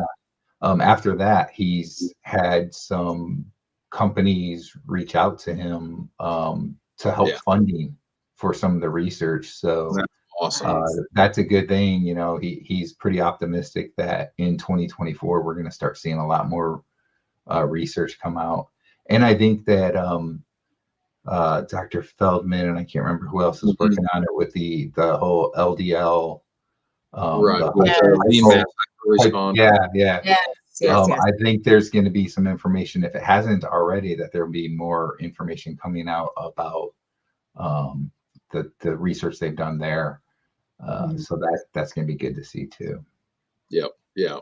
And that's kind of even still in the digging phase of learning. It's like, I just want to learn about a lot of that stuff and just keep digging. But it's like, so much, there's only so much time. And then I can't think of the guy's name. He's a doctor, and he wrote a book called Metabolically. Have you guys heard of that one? Can't think of it. I don't think so. But he's very interesting too, and he just talks about. I can see his face. I can't think of his name. We'll see if I can see that book, what it was. So while he's trying to find that book, Greg, I think you had another scoring update. Yeah, the Browns scored another touchdown. It's 27-7 with like 6 minutes left in the second quarter, so it's definitely a blowout. I just want to welcome all the people that just came onto the show. I've seen quite a few pop in that were new, so hello and welcome. So Nurse Kim says Robert Lustig. Is that the doctor? That's it. Yes. Yep. That's it. Yep. There you go. Yeah, he's been interesting to listen to, and of course, it's like you have all this content, and then you kind of have to really process and get it to make sense. And how does it apply to you personally? Right. That's what I was trying to say. Because everybody's unique, and So I don't know. Go ahead. No, I was just going to say that's something that I feel pretty strongly about, is that everybody is unique, and you can't look at it as that everybody's going to have the same exact plan, right? That's not going to work, because we're all different. We can never do is speak to our own experience and inspire others to follow that path. That's why for me, accountability is all about how I feel inside of my body. Like, people cannot change that fact. So I know, and like, I don't go to the doctor, but he's got all the data to back his up too. And we have, in the course of it, besides wearing off on our daughter who still lives at home, one of our sons who works with us, he's started a couple months after we did, Yep. And then he started working out, and he was taking measurements. In 41 days, he increased his bicep by 1.5 inches. That's crazy. Now, granted, he's young, but and he's working out hard, but like he pumped up, and I was like, "Did you really?" And he lifted his shirt up, and I was like, "Whoa!" "Oh, wow!" So he really hadn't been doing anything physical, and then he started carnivore, and then he had all this energy, and then he's just like building muscle like a crazy person. And he's 24, and he keeps telling us that his biggest motivation that keeps him on track is seeing 40 and 50-year-olds that can barely walk, that look like they hate their life, that are just like shuffling through a store or down a street. He's like, and I'm like, I didn't care about that stuff at 24, but good on you. Like he is like ready to have a long, healthy, high quality life. And I think that's amazing. Yeah. Maybe he was talking about us. So Aaron, I want to ask you about this. So Yeah. you say I had a cardio CT angiogram done, and the doctor said that one catches all the soft deposits. I was in the hospital actually for a scare, and they admitted me, and they ran that on me. And when he found out that my cholesterol was a little high this past time, he referred to that and said that because that was perfectly clear, that I didn't need to worry about it, and that we would look into maybe doing a CAC in another year or two. I got you. So, yeah. Interesting. Yeah, I don't know, probably this summer sometime I'll go get another one just for the hell of it. I'm curious to see, but I'll have more information about it before I do. So if it comes back crazy higher or something, I don't panic. I can't imagine that I've treated my body so poorly for so many years that when I make these changes and I feel so much better, that it has a massive ability to respond and heal and do well. I mean, I have to believe that. So, I mean, the blood work shows just on a lot of that stuff. So it's kind of like there's so much going inside of our bodies. We're sitting here all talking, and because we've changed our ways of eating and whatever we put in our body or don't put in our body now, I mean, we're all so much healthier. We all can share that easily. It's like, and to know that is just crazy. It's interesting though. And then it's like, I think, how did I not have a comprehension of what food does? I mean, how did we miss that? Yeah, I mean, I know. Aren't you supposed to figure that out sooner than 50 and 57? Yeah. Hey, not yet 57. Next month. Here, I'll let you be on carnivore for 8 months, and you let me say you're 57 already. Now we'll go back to 7. Okay, all right. You win. Yeah, I don't know. It's kind of bizarre. Just how that. I don't know. How did it not click? It clicked now, but I think it clicked because of how much better we feel. Like it was undeniable. Like it wasn't something where you're just like, well, maybe we're doing okay. We should probably try to lose a few more pounds before we go back to how we used to eat. Like there was none of that with this. Yeah. The further we go, the more we heal. And it's also a really slow, long process. Like it could be still more years before we get all the toxins out. Yeah. I mean, it was years of eating that way that got you to the point of where you were, right? So, so we can't expect that it's all going to be just cleared up like that, right? It could take years to really fully clear yourself up again. But it's like we're invested now. We're deep enough in. Like I'm not going back, and that's another part of the accountability piece. Like I feel us gaining ground and healing. Like why would I undo that? I have no motivation to undo any of the going the right direction. So well, even like at Christmas and Thanksgiving, family was like, "You're gonna have some of this. You're gonna have some of that." I'm like, "No, no, I'm good." And I've told them all, I'm like, I will have something to drink. I'll have some tequila. Yeah, I got some really good $high stuff that I bought right before we started that I haven't had, and I'll have something to eat that's off plan, so to speak. I just don't know when and for what occasion, but I want to make sure that it's not a random thing. It'll be purposed. So I truly enjoy it. I mean, so 2 things I thought is some tequila and some tres leches. I love tres leches, it's just strange to have.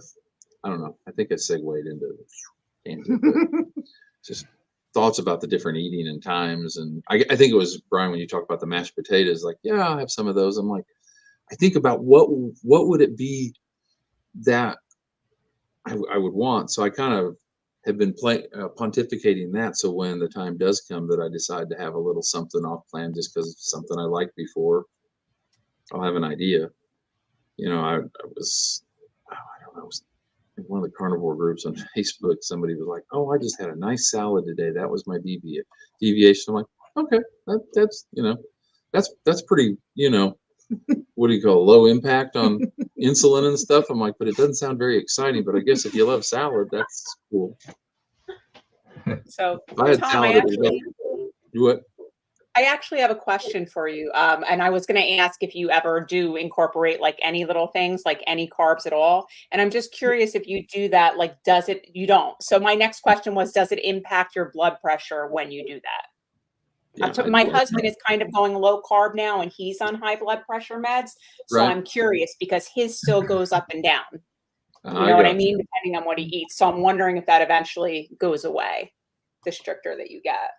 I mean, I would Probably. think so, but he not never necessarily. tried it. I Like, have, he I didn't have, try it. that's So you the don't know, weirdest yeah. thing. I haven't deviated. I'm like, And he's Yeah. not somebody to stick to anything. Like, he's always mixing it up. yeah, I've been the ADHD guy. You know, I start projects and never finish them. I got all kinds of hobbies that have got never did them. And even like with drywall and painting, we'll have a way we do something, and he's like, "Let's mix it up. Let's try a new product, a new paint, a new system." And I'm like, "No." Take a different way to work. So he always is mixing it up. So the fact that this is just getting stronger and stronger with him, I'm like, it's I mean, I bizarre. get it because I'm doing it, but if I weren't doing it with him, I would be so lost right now. I would have thought he got body snatched by someone with willpower or something weird. Yeah, this is definitely not willpower. I'm sorry, I can't help you with that question and that. Thank you. Yeah, I was like, crud. So we do have another question for you. Which one of you would you say is more committed to carnivore? What? Well, I mean, I would normally be a smart ass and say, of course I am, but I'd say we're the same. I mean, it's a tie. Yeah, it's very. But because we each have our own personal reasons, and even if the other quit, we would still do it because we have each experienced such profound healing. Like I had to really stop comparing the scale. Like just stop because I've only lost 30 pounds to his 107 or whatever. Sorry, 103. But like, I cannot deny how much better I feel. So I think we are each equally committed because we know what it's doing for us personally. So and it's a tie. Well, it plays out different. Like she won't drink coffee. I'll eat a little more cheese than she will. I don't do the heavy cream like you do. I do. But you do monk fruit. I don't do any. I don't. Oh my God. I have to say this. I know we're about out of time. This is the craziest for me. Like this is like him wearing jeans or not drinking tequila. This is how crazy this one is for me. I was so addicted to sweets. And even when I did keto, I did all the sugar-free sweeteners. Everything had to be sweet. Literally after about 2 months, I eliminated even all sweet tastes. I do not eat anything sweet anymore. And it's not like I can't because then I'll fall off the wagon.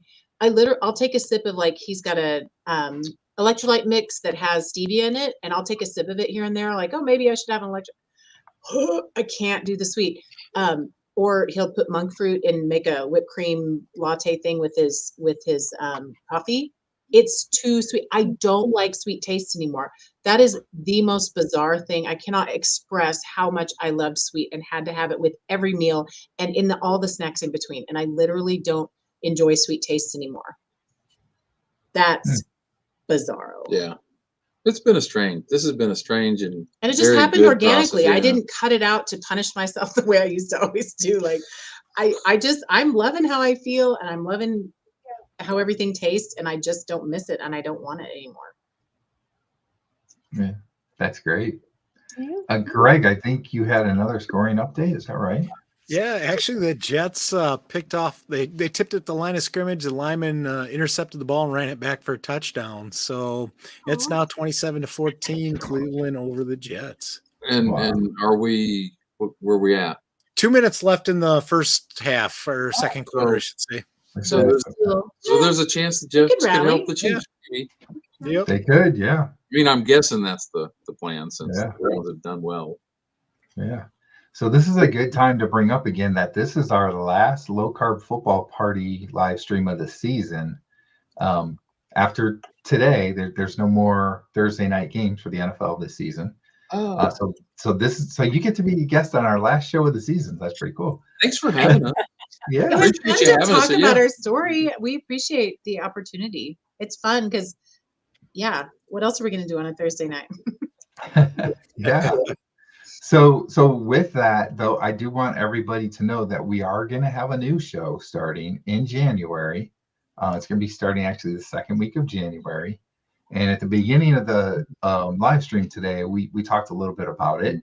But I want to play that trailer again for anybody new that has joined since then so that you can kind of see what's coming up. So let me go into that really quick and play our little trailer for the new show. Here we go.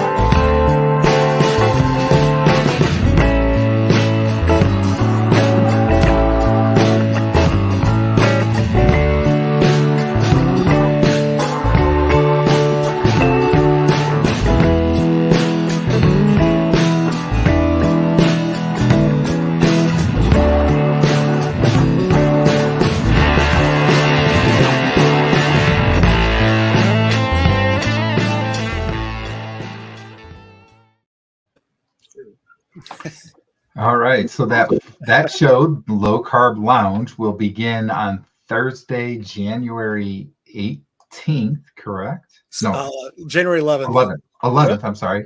Thursday, January 11th. So we won't have anything next Thursday, but then we'll start up then. Aaron is joining us as a co-host, so there'll be 3 of us co-hosting the show. And it'll be on 7 p.m. Eastern time, 6 p.m. Central time.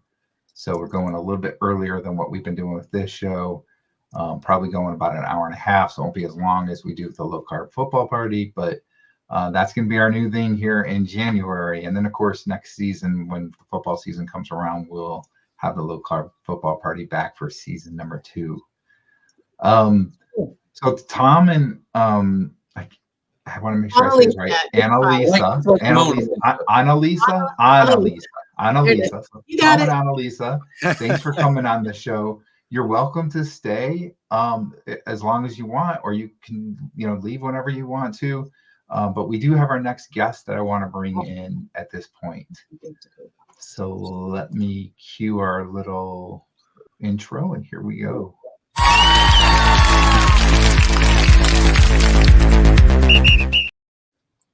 Hey. All right. Of course. Hi. There we go. Becky. Becky. How's everybody? Hi, Becky. How are you? I'm Hello, good. hello. Busy. Crazy day. All right. That's exciting news. Your low carb lounge. I love it. Yeah. Love it. And again, thank you to Erin for that intro. She worked on that intro for That's us, and it's great. Very nice. It's a lot more professional than anything I could have done. I'll tell you that much. Me too. She has a good attention to detail. She's good at that stuff. I loved all her vlogmas, with all the Christmas Vlogmas. I'm so glad it's Anyway. over. Yeah, me too. So I don't know if you Becky, guys saw Mike's comment, lounge lizards. I like it. Oh, Anyway, I missed. I've there's been so many comments going. I've been horrible about trying to keep up with them. It's Here we go. okay. Launch lizards. Yeah. That's Who's funny. on my list? Who's not? We've lost track. It's okay. ooh. So, Becky, why don't you update us on how things have been going and what you've been doing on your channel and so forth? It's been Carbageddon this week. Carbageddon, Uh-oh. people. Aw. Horrible. horrible. But I saw your not without Instagram. hope. I on my Instagram, I posted a picture of what happens when Becky eats wheat and sugar. I mean, Oh, I saw that. yeah.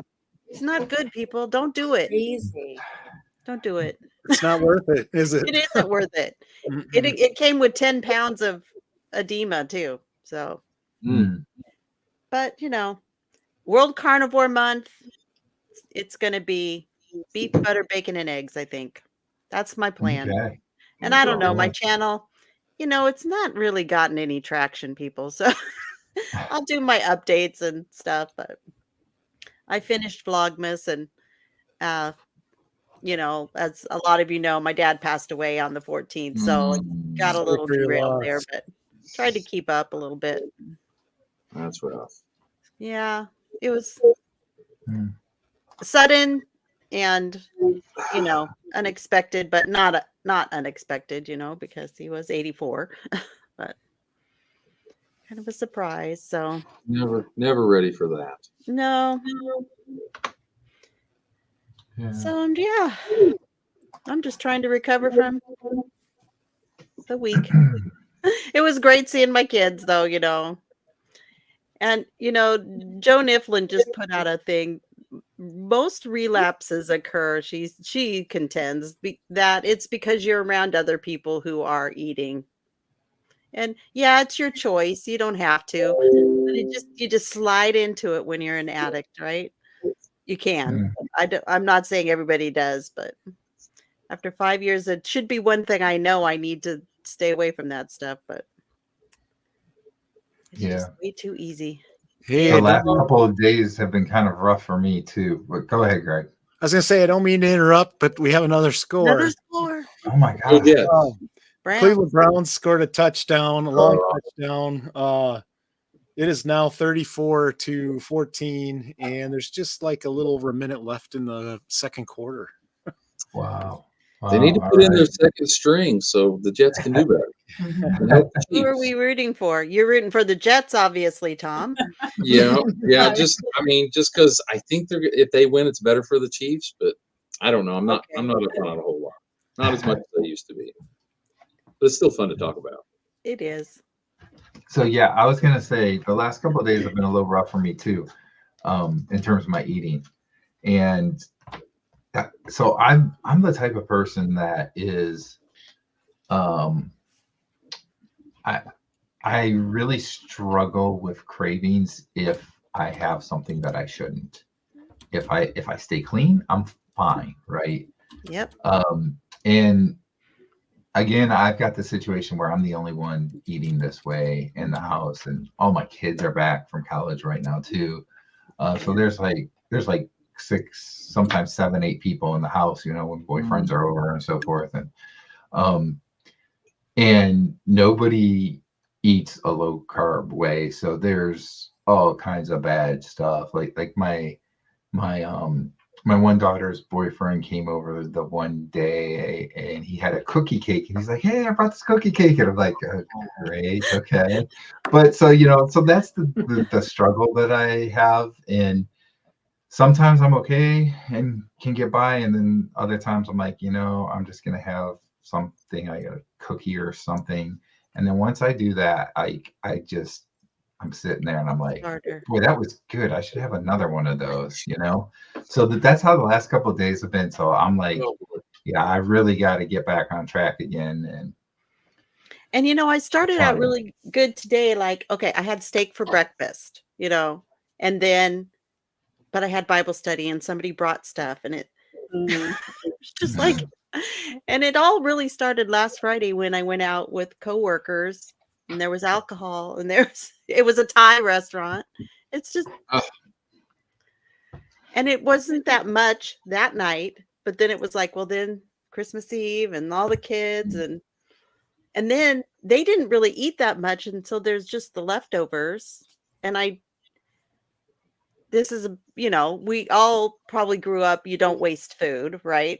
And, but I also was told by a coach once, you know, you're not a garbage can, so you don't need to keep eating it, but I do. Yeah. It can definitely be tough, Yeah. once And then my son and I went to a you movie. start going down that. Yeah. The smell of popcorn. Popcorn. I did not have popcorn. Oh, okay, I did good. not.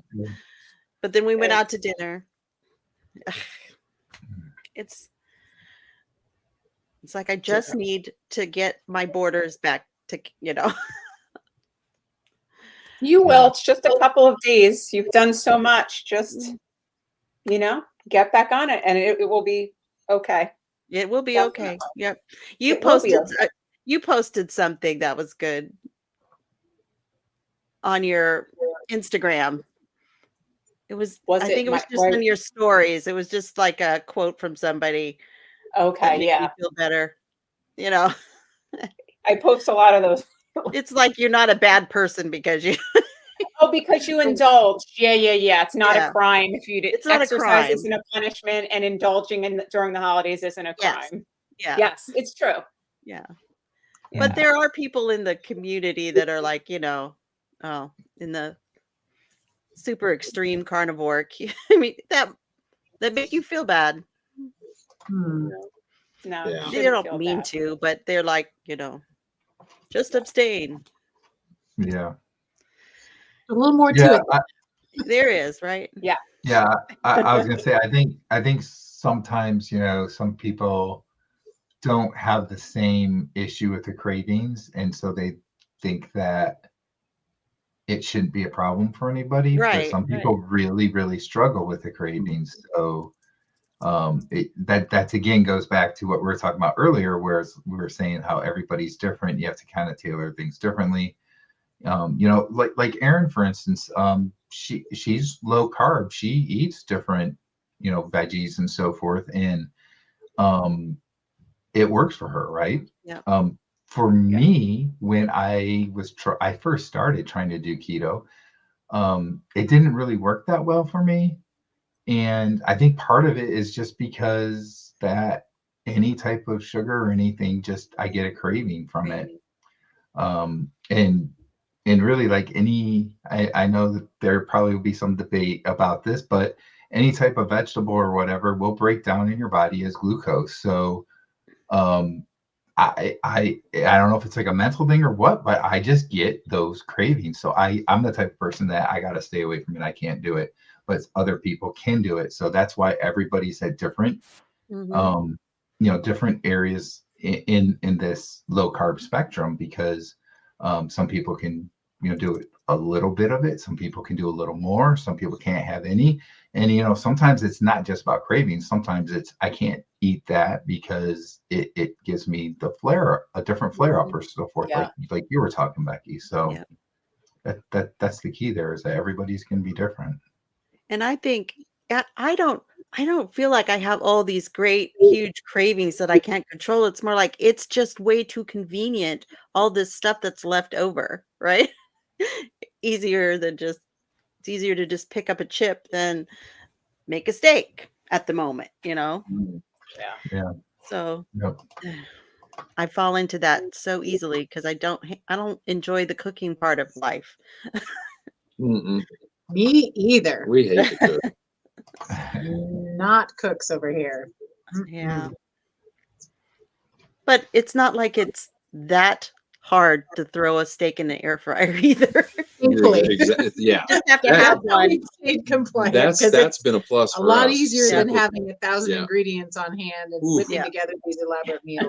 No, it's really easy.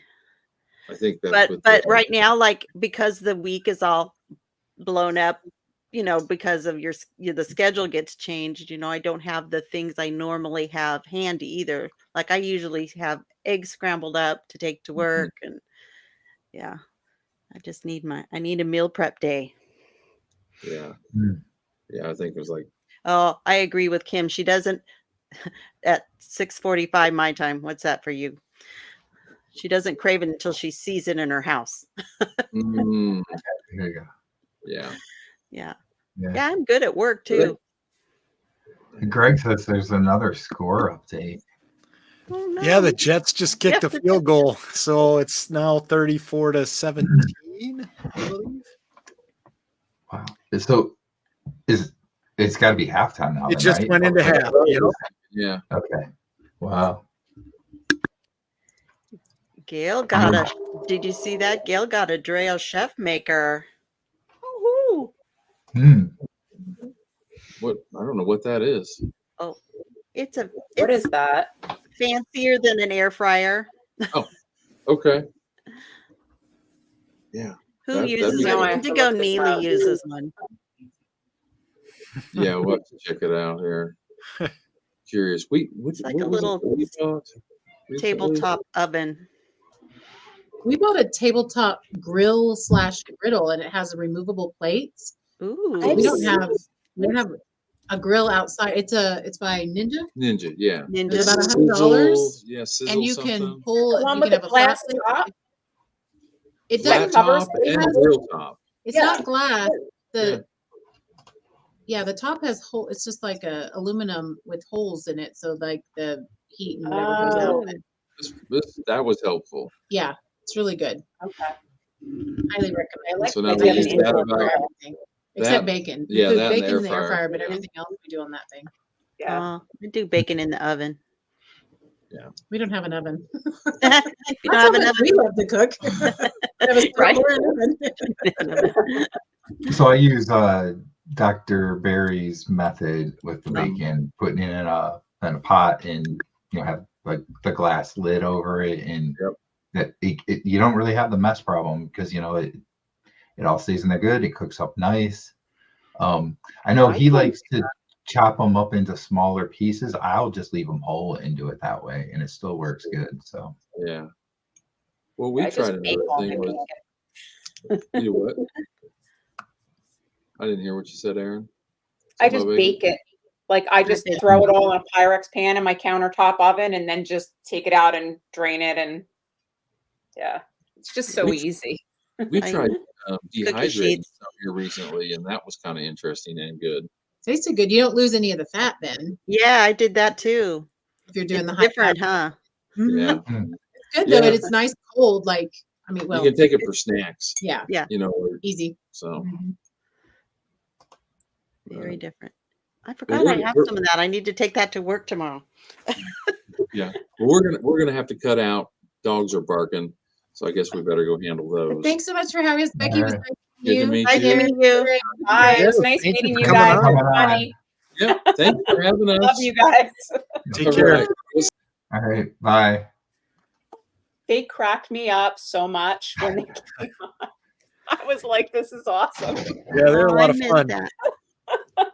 Yeah, it was great. So Great peeps. Mike Shaw and I, we don't know what to do with married peeps.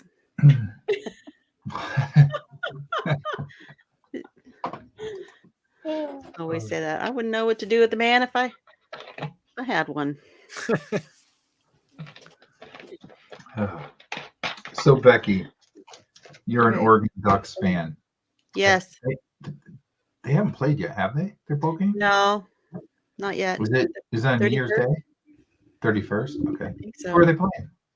I don't remember. A Liberty Oh, yeah. Okay, so in the toilet bowl, as my son is calling it. it's supposed to be the big New Year's Six game for the group of 5 team that got in. Okay. Oh, they're gonna get destroyed. Oh boy. Not that Wow. exciting. Well, I don't But- even think it's on a local channel. I don't think I'm going and to I know. don't think Bo Nix is playing, is he? Because I think he declared for the draft. Oh, I don't know. That could be. I haven't heard. I thought I saw he said he was going to play, but I don't Oh, know. maybe he is. Okay, maybe he is. I mean, you can declare and still play. So I was watching USC was playing the other night. Was it last night? And they had a receiver that declared for the draft, but he still played, and he caught like Is 3 that touchdown passes. That receiver that left Oregon to go play at USC? I don't know. He caught like 3 touchdown passes though. Yeah, it was probably him. I can't remember his name now. We were mad about that. Interesting. So yeah, it'll be interesting to see if Bo Nix plays. Yeah. I think though they've already got a pretty good transfer that came in for next year, right, to replace him. I thought I remember I hearing I something just saw about that. something about. Wasn't it Oklahoma quarterback or something? Yeah, I'm not Yeah, sure. I just I know think that's who it is. the one who's left is happy about it, about whoever's coming in. There's one Okay. quarterback that was left that, on the side, Yeah, I and think he's it's that happy about who's coming. Isn't it that Dylan guy? Is that? Let me see. Look it up. Dylan Gabriel. Oh, pork belly. Now we got Let me pork see. belly talk. I love pork belly. Yeah, I just said I got to try that again because last time I did it, like something, you really need to salt that. Like I expected it to be more like bacon, and I tasted Yeah. it and I was like, oh, That's like not a you lot. really need to salt the crap out. But I thought There's actually a guy who did a whole video, like he's a chef and he was a low carb chef though, and he shows this technique where you put vinegar on it and salt and stuff, and the way you really need to score it and how he does it in the air fryer at 2 different temperatures for 2 different times, and it really turns out much better that way. But I know you can just chop it up and yeah, was it slices that he was doing, or was he doing like the whole slab thing? Oh, but it's scored. Yeah. Interesting. And then you can cut up chunks. Yeah. But I think the vinegar really helps, like dry out the rind and get it. Yeah, so it is Dylan Gabriel from Oklahoma that's transferring to Oregon for his senior year. So well, we'll take him. We got a question. I hope I haven't been missing questions because I've been having a hard time keeping up with the chat. It's been extremely busy in the chat tonight. Has anyone noticed how much better ground beef from Aldi tastes compared to Walmart? We don't have an Aldi here. I haven't yet. I stopped buying the Aldi one, and I'm buying our local store here is Wegmans. So if you're not from the East Coast, you probably Brian, you might have Wegmans down by you, but yeah, we do. We get their beef, and it's actually less expensive for a 6-pound pack, and I love their beef, their ground beef. So yeah, we shop at so we shop at Aldi, but we don't typically get beef there. We'll get chicken there, but typically I'll get beef at Costco, and I guess I don't know that I've really paid attention at Wegmans how much their ground beef is. But at Costco, it's like $3.99 a pound, and you get like 5-pound packages. For 6 pounds of it, we pay about $20 for 6 pounds. It's not bad. And then if you want something leaner, it's a lot more. But for the 80-20, it's not that bad. Yeah. I shop at Albertsons, but I hear they're becoming a Kroger affiliate now. So I don't know how that'll change things. So Gail says even in California, she can get it for $4.99 a pound. That's not too bad. Ground chuck too. Yeah.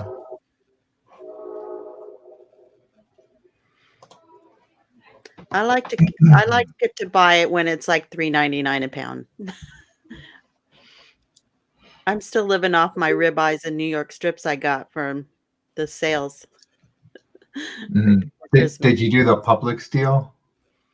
Or do they have, or do you have Publix around? No. Oh, okay. It was a Fred Meyer, which is a Kroger, was $4.97 a pound for a rib roast that I cut up into steaks. And then New York strip steaks were $5.99 or $6.99 a pound, one of those two. Pretty good. Yeah. I got a standing rib roast from Publix, and then when we went to Wegmans, they had the ribeye, the big slabs of ribeye that was on sale too, like $6.99 a pound. That was crazy. So I got something was on sale at Wegmans. Yeah, that was like a week ago, and it's funny because I was looking around at the meat department and I saw the the rib roast, whatever you want to say, the ribeye roast, whatever. Yeah. They're expensive. And there was just like this one little block that was left in the counter thing. And I was like thinking like, man, I wonder, because there was really good sale, $6.99 a pound. Yeah. And I was like, I wonder if that's all they got. And then I saw the guy back there, the meat guy, and I'm like, hey, do you got any more of this, or is it just this? And he's like, oh my gosh, we've got cases in the back. I was like, okay, bring them out. Oh, that's what we had for Christmas dinner, the rib roast. And you know what? Last night, it was our 20th wedding anniversary, so my husband bought these really, really good filet mignons and grilled them. So good. You could cut them with a butter knife, like no joke. They were so tender, so good. Yum. Yeah. Happy New Year, Cindy. Bye, Cindy. Oh, yeah. Has anybody else got the new keto chow or whatever, salty, whatever they're calling their electrolytes? I know Cindy got some. We were talking about that earlier. Oh. I'm not they have some stuff in it that I don't eat again, like just with the keto chow. So is it I don't know stevia? why. No. I don't mind stevia because I have stevia in the element. It's sucralose. They use sucralose.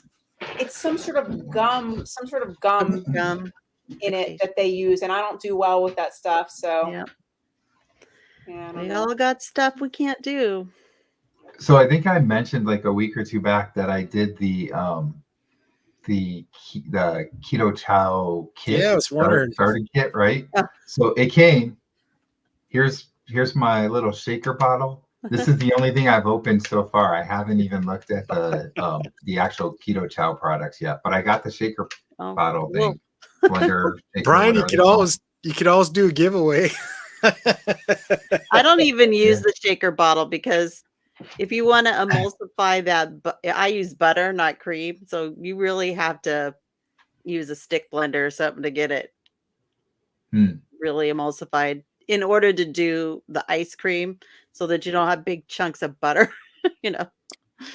when it hardens. So I use just a glass mason jar. I haven't even digged into any of the product yet, so I still don't know what you do with it. I know you said that you make shakes out of it, but I haven't even looked at that yet, so I don't know. I might at some point. Aaron, did you see Renee's question? Where is the video of that celebration? Renee was asking it. It's up at 8:57. I'm not sure. Scrolling. Oh, here we go. Where's the video of that celebration? Of what celebration? Am I missing something, or am I just like? I was trying to figure that out. So, where is the video? What was before? Was she talking about the intro? No, the video of that celebration. Did she mean? What time was that? Explain yourself, Renee. At 6:57. Oh, that'd be 9:57 for you. Oh, that makes more sense. You know what? Maybe she was referring to my wedding anniversary. That I don't have a video of the celebration. Yep. Anniversary. There's a picture of my plate. That's about it. I'll have to get Mr. Brewing Better Living in on some of the videos soon. He does exist, I swear.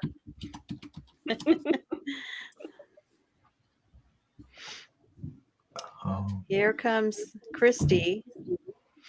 Christy. So Nurse Kim says she made cookies out of the keto chow snickerdoodle. Yeah, the snickerdoodle is one of the flavors I got. So maybe they're good cookies. Are they?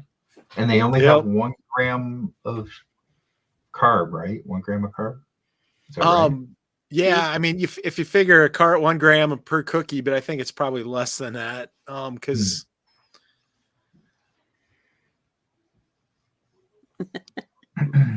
okay. Yeah, I made the keto fudge again, or the keto chow fudge, but you're using Lily's, or you could whatever chocolate chips too. So I think I figured they were 1 carb each, the way I sliced it up. which was very small. Okay. Hmm. See, I am so far behind on the comments. I'm not even sure. How do we start talking about? Oh, is this because of your anniversary? All these spouses. Yeah, because I said my spouse, I said he does exist. And he says, yeah, the spouses we never see, like Tim Allen's neighbor, like Wilson. That's the only thing. I think I saw Nicole's in a video today. He was in the background doing something while she was cooking. Aaron's Ellie's husband just got renamed Wilson. Yeah, my husband's name's Wilson now. Ellie's husband popped up the other night on the Lioness show because he was her tech support, and all of a sudden there they are. There he is. So he exists.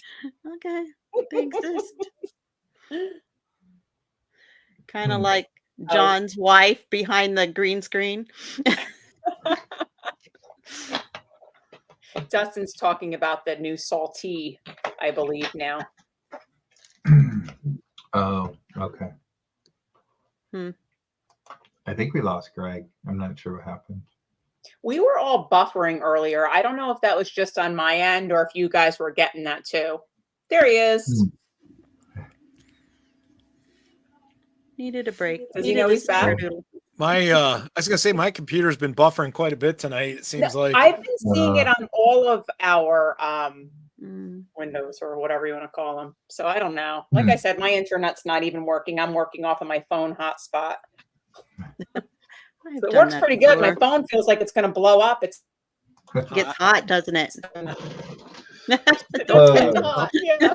Mike says sometimes you just gotta go, Greg. Yeah. That's for sure.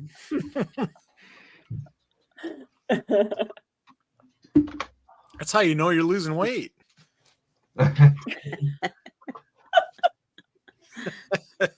All that Christmas weight just coming right out.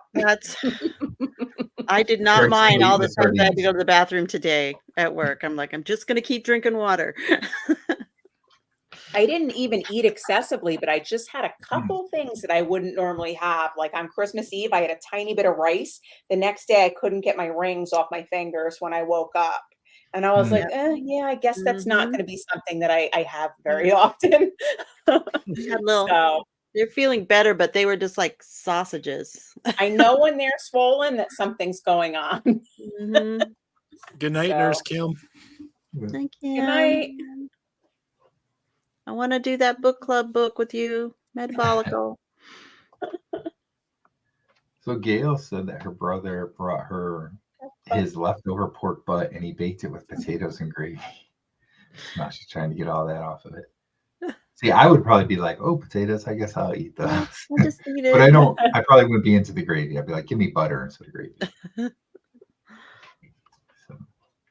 I think that was for you, Becky, to come on the book club. Yeah, come on.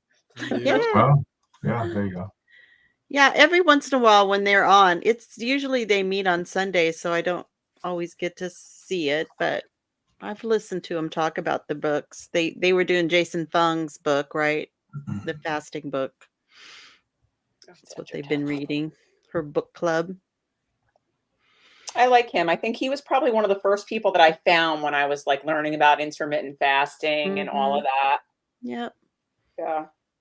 It all makes sense. And he's a kidney specialist, I think, right? A nephrologist. So I don't know. I'm not sure. I think so.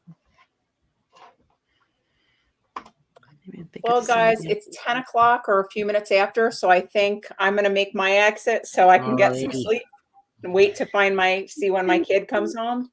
And thank you so much for having me on, and I will talk to everybody soon, I'm sure. Sounds good, Aaron. Thank you later.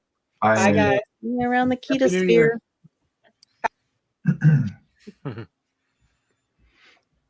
Yeah, I need to make a video this week. I haven't done it. Maybe tomorrow. You know what's weird is I have 2 shorts videos that I did like back in April. In the last few days, they just started getting views again. And they've been getting like 50 to 100 views an hour.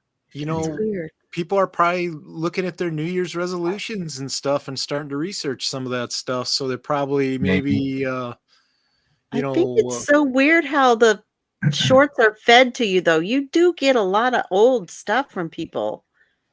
I don't know why. You know what was interesting? I had a old coworker of mine email me today, or message me, I should say, on Facebook Messenger and said, "Hey, I just saw you on my feed for your Newsweek story."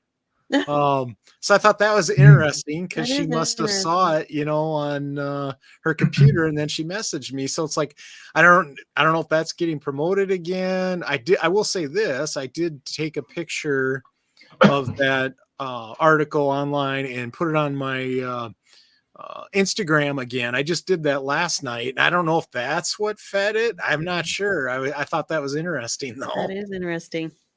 Yeah, it could be. I saw it today on my Instagram feed, so that could be it. Maybe more people went and clicked on the article, so then all of a sudden it gets fed out again. I don't know. It's kind of interesting how it works. I'm clicking on the wrong things here. So what am I trying to find? Oh, here we go. Just wanted to put at the bottom again about our new show coming in January. So they start the second half yet? Yep. And it's what, 34-17? Yep. Is that right? 34-17 Browns. Okay. So my prediction of 20-10 was just way off. You're way off. I mean, they blew that out even in the first half. Aaron. That's 27 to mine was 27-13, I believe, but it's 34-17. And the Jets are going to be kicking a field goal, looks like, here too.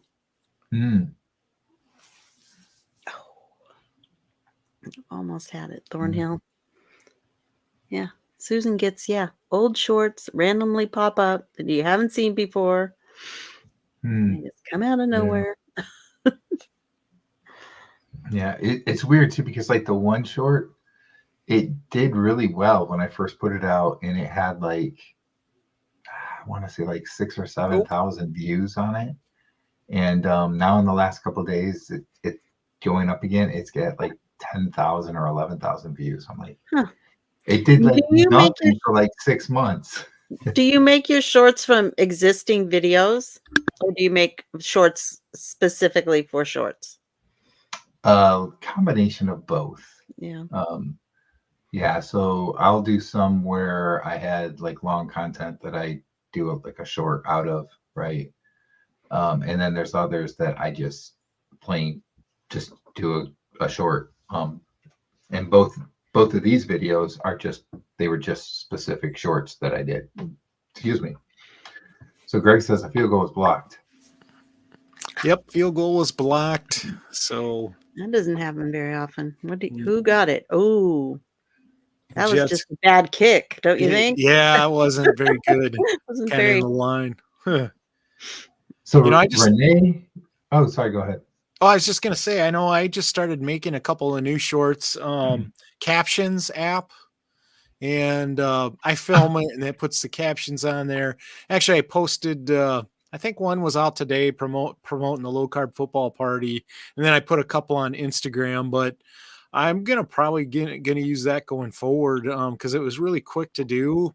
It seems like whenever I try to use a software to cut some of the long form to shorts, they just don't turn out that well. And I'm like, well, I gotta put out a few shorts each week, so that's something I'm focused on. I think I'll be using that app to do those. They look pretty nice too. So yeah. Well, I know personally, if I'm gonna watch a short, I like the ones that have the captions because I don't always have my audio on, depending on where I'm at. Yeah. So Renee says that she rarely watches shorts, and I think that Mike even said the same thing there. So that's a good question for anybody watching. In the comments, let us know if what you watch. Do you just watch live streams, long form, shorts? Do you watch all of them? Let us know. That'd be interesting to kind of see what everybody does. Me personally, I watch a combination of all three. Yeah, I do. But I probably watch I would say I probably watched the long form the most.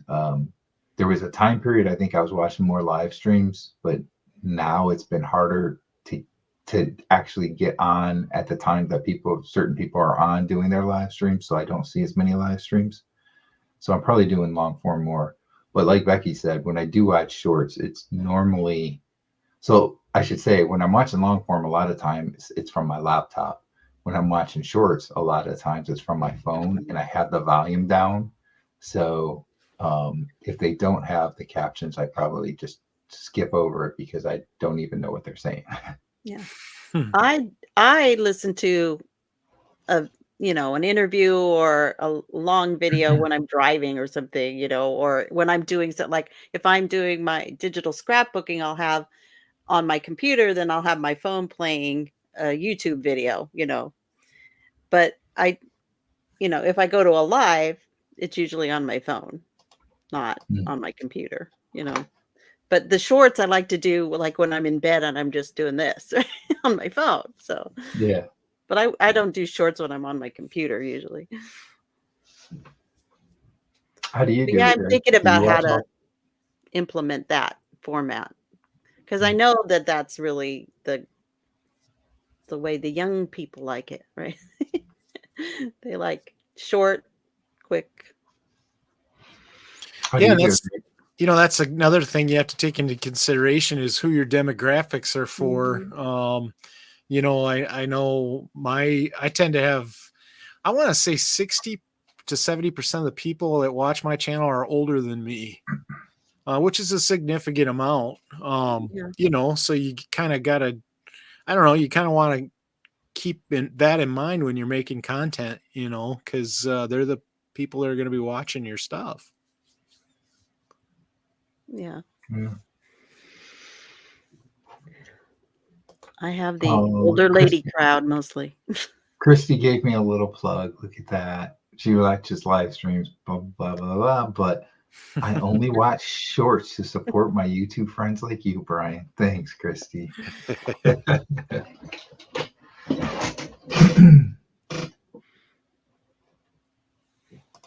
Renee watches Homesteaders.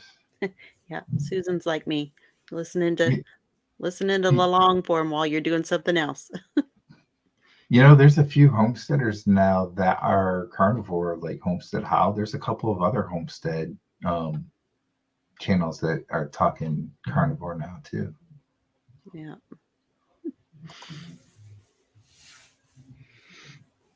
Susan watches all of them. And Mike, I also enjoy the Myers-Briggs videos. Do you watch Frank James or Dear Kristen?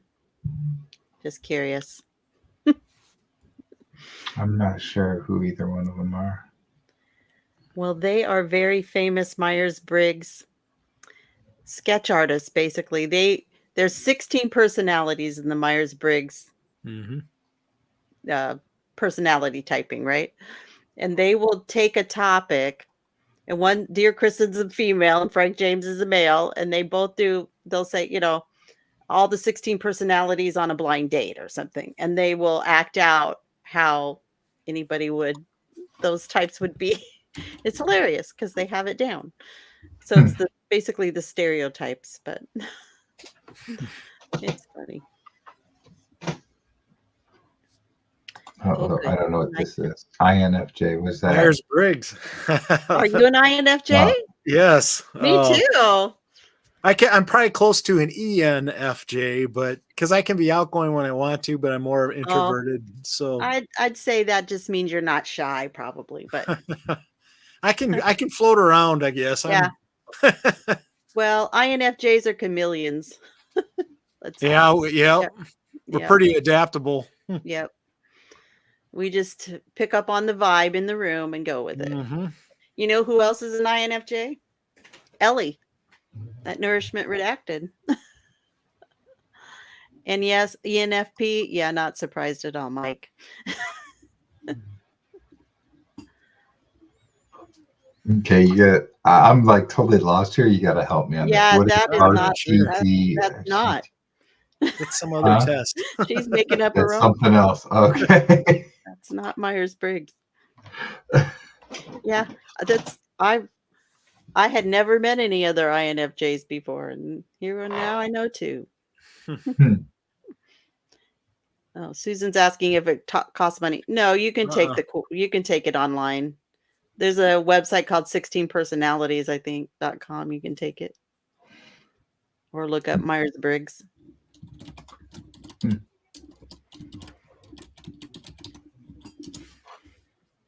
I have a whole Pinterest board with nothing but INFJ memes.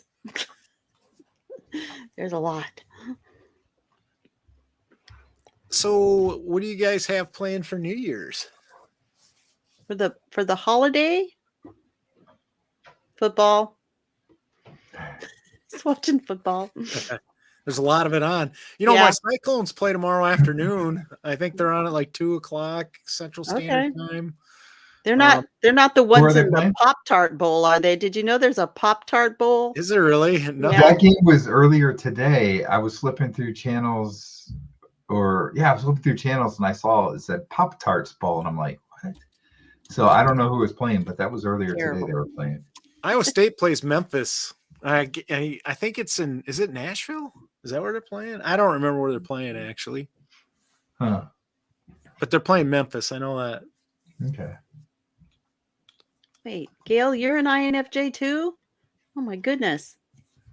We're not so rare. So Eric says this crazy guy named Brian showed up on my feed and he watched it. I guess he's talking about me.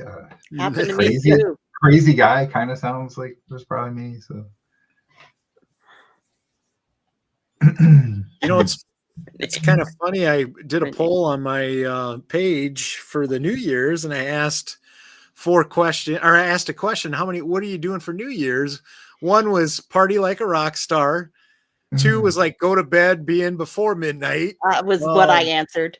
You know, it was kind of funny, but 70% of the people said they were going to be in bed before midnight. I was kind of surprised at that. Watching movies was the other one. And then what was the other one? I can't even remember now, but I was really surprised at that because, most people must not stay up till midnight anymore. Watching New Year's Eve, Rockin' Eve. That was the other one. Yeah, a lot of people do that. That's surprising to me.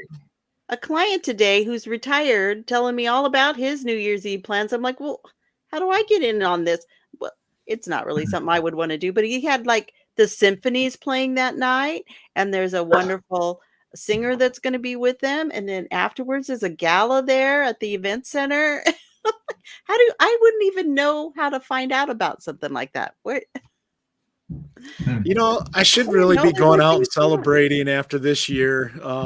Usually at New Year's I sit at home and I'm depressed because I was always heavy and never felt good, and I'm like, here's another year of Fat Greg, and that's exactly how I looked at the new year. And it's like, well, this year it's I'm a little overweight still, but I'm 100 pounds down. Right. So I should probably go out and party like a rock star. You should find something to do. I mean, if I knew of something, I'd do it. I'd be up for it if somebody invited me out. Well, so New Year's Eve is my birthday. Yeah, that's right. Oh man, I forgot. We should have been I've got the 32-ounce ribeye. I saw that. All waiting for me. So I got it from Wegmans, off of their ribeye slab, cut nice thick piece. It's 32 ounces, and I've got it ready to go. It's doing the brine thing already. Ooh. So it's going to be a few, like 2 or 3 day brine thing here. That's what I'm looking forward to. And I think probably in the evening, I'd like to do chicken wings on New Year's Eve. So that's going to be like my early day thing. And then I'm going to probably have chicken wings in the evening. So by the time midnight comes, I might be in a meat coma or something. I don't know. We'll see. Or all energized and ready to take on the new year. It's going to be good. Somehow. Yeah. And Mike says, happy birthday, Brian. So thank you. And Greg, yes. 50th birthday. So I turned 50 in 3 days, I guess it is. Okay. Yeah, 3 days. So I only have a couple more days until I'm 50. So Gail's brother birthday is January 1st. That's really cool. I've got a January 4th daughter. So I have So it's like, okay, yep. What am I doing for her birthday? I gotta think fast because I never plan in advance. What can I have delivered to her house?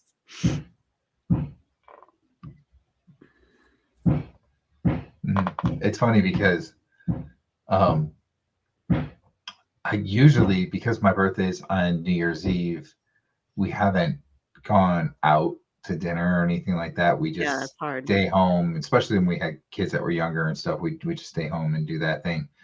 But like now, I don't even really want to go out for my birthday because to dinner at least, because most of the places, and I don't know if you guys find this as well, but for me, I have a hard time finding a place that makes a steak as good as I can at home. You can do at home. Yeah. And it's getting so expensive. And it's expensive. My wife went to Outback the other day and got like a 6-ounce sirloin, and it was like $17.99. I was like, that is ridiculous. I can get 16 ounces of ribeye for less than that. Yeah. That I cook at home, and I know exactly how I'm cooking it. You know what I'm putting on. Basically, just putting salt on it, and might put a little butter, depending. You know, and it tastes so good. It tastes so much better than the way that they cook it. So I don't know. They don't have Redmond's real salt. Of course, you can take your own, but you know. Yeah. My problem though, like they got those little travel size Redmonds, and I bought them before, but my problem is like I'll put them in my pocket or something, and the cap always comes off, and that happens, and then I go to pull it out, and there's like no salt, and I got like a packet of a whole bunch of salt in my pocket. Hey, you could change the flavor. Redmond salt with pocket lint. Yeah. I haven't had mine come. I have the little keychain thing. It hasn't come open yet, but thanks for the warning. Oh no. So somebody says, who's doing the construction? Yeah, I can hear pounding too. You can hear pounding? Okay, that's happening at my house. I don't know what's going on, but I hear it in the background myself. Huh. Is your wife working in the man cave? Downstairs. No, it's something going on downstairs. I have no idea. It stopped. I don't know what's going on. Aww. It's probably somebody making some kind of pie or cake thingy or something, or cookies again. No. I have so much stuff still left. Ugh. So Brian, how is the man cave coming anyways? I think we're due for a video update on that. Yeah, so there's not a whole lot happening. So when my the pounding started again. That's great. I don't know what is going on. Anyway, my oldest daughter has been at Virginia Tech the last couple of years, and she just comes back for a little bit of time, right? So her bedroom got repurposed into an office. Boy, I gotta find out why there's this pounding happening. But anyway, her bedroom got repurposed into my office. So she just went back home today, this morning, but she had been here for the last week, and while she was here, we had a air mattress set up down there for her, and she was sleeping in the basement. So there hasn't been really any progress, but I did for Christmas get this this basketball thing. Like it's one of those, like you know, side by side, you shoot the baskets and you have the time limit thing, whatever. Yeah. So I did just put that together, and it's down there. So I need to probably get a picture or video of that. So that's going to be part of it too.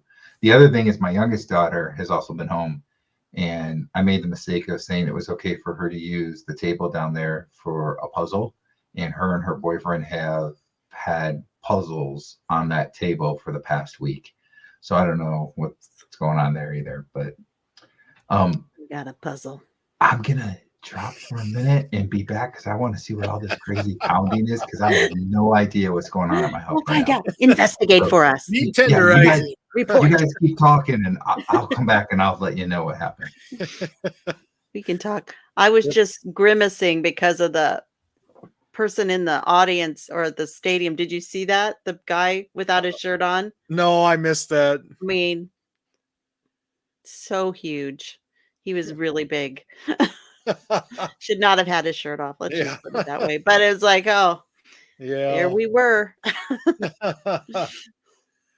So Becky, what else you got going on your channel and stuff? I know you've been really busy, and I'm sorry to hear about your dad and stuff. Yeah. That's never easy. No, But I know you're facing that down the yeah, road here. it's definitely my mom's slowing down a lot, and Yeah. it's the point now. It's like she may have to go to some some nursing home or something for more care. It's getting there. I mean, for sure. So I don't know how my dad was doing. I hadn't seen him in person in a very long time. My brother had kept up with him. He lives there in Florida, but he said the house was just not as, wasn't kept as nice as when his wife was still alive. She died in 2020. Oh, sure. And so, yeah, he's been ready to go for a while. And, I think you and I maybe talked about this anticipatory grief. When you start hearing about everybody in your parents' age group passing away, you start preparing yourself for it. So I think I've already done a lot of that grieving, Yeah. But it's my mom's 87, so it's like she's lived a good long life. It's just, one of those things for sure. Yeah.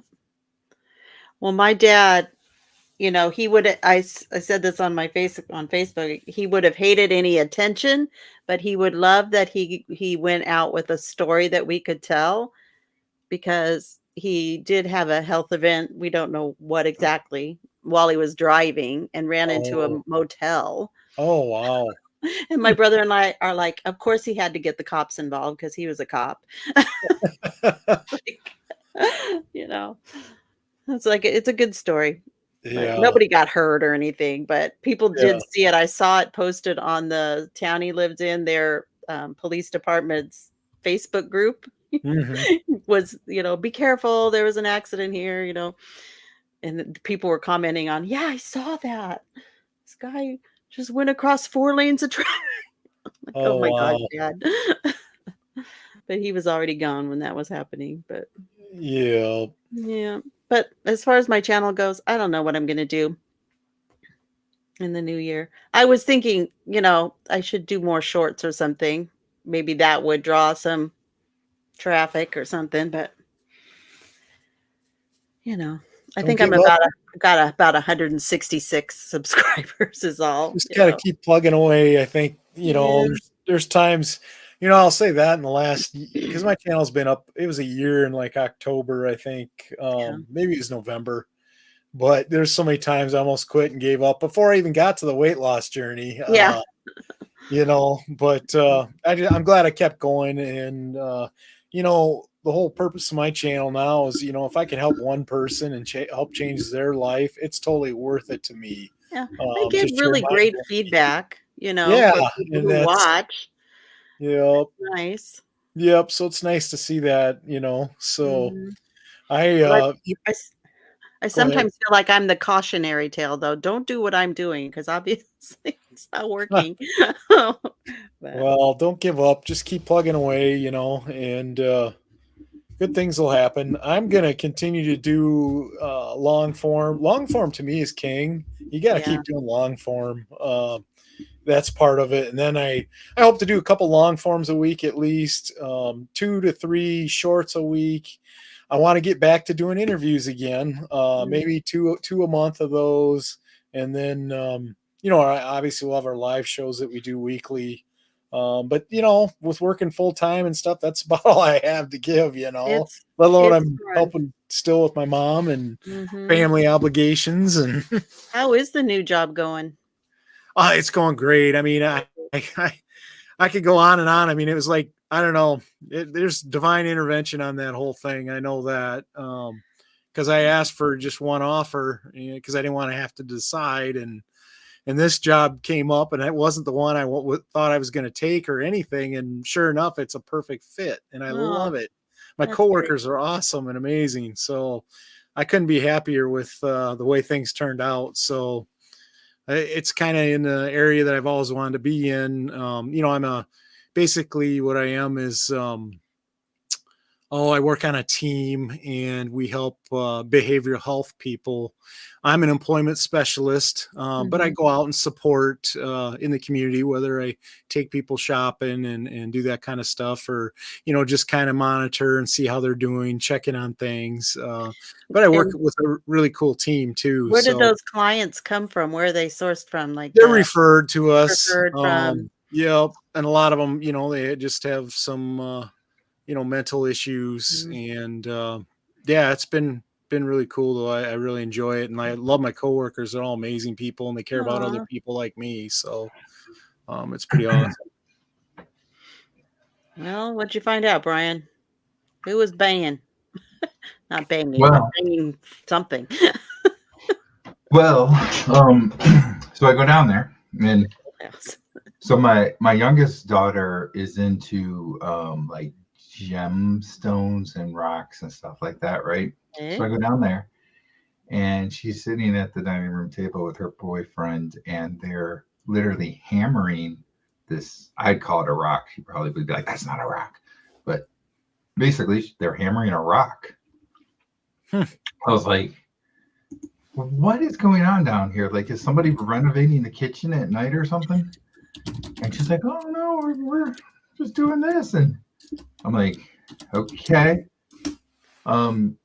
She's like, did you hear it? I'm like, yeah, you know, people started asking like what the hammering was and stuff. She's like, oh, you're still on your live stream. Yeah. So yeah, I don't know. It was kind of like this old house. Garrett says. Sounded like it. I just want to say thank you, Christy. She said she likes my channel. Yeah.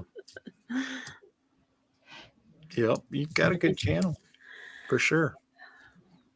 I guess I could do a video tomorrow about Carbogeddon. You know, there's nothing wrong with that. No.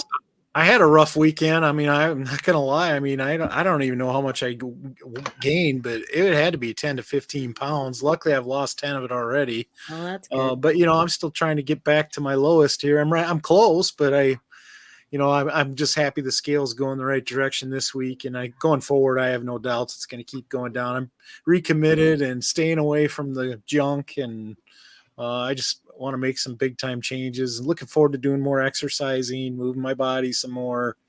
I miss the sunshine. Yeah, it's that way this time of year. Let alone where you live, it's really cloudy a lot. So it's just that it gets dark so early, you know, too. Yeah.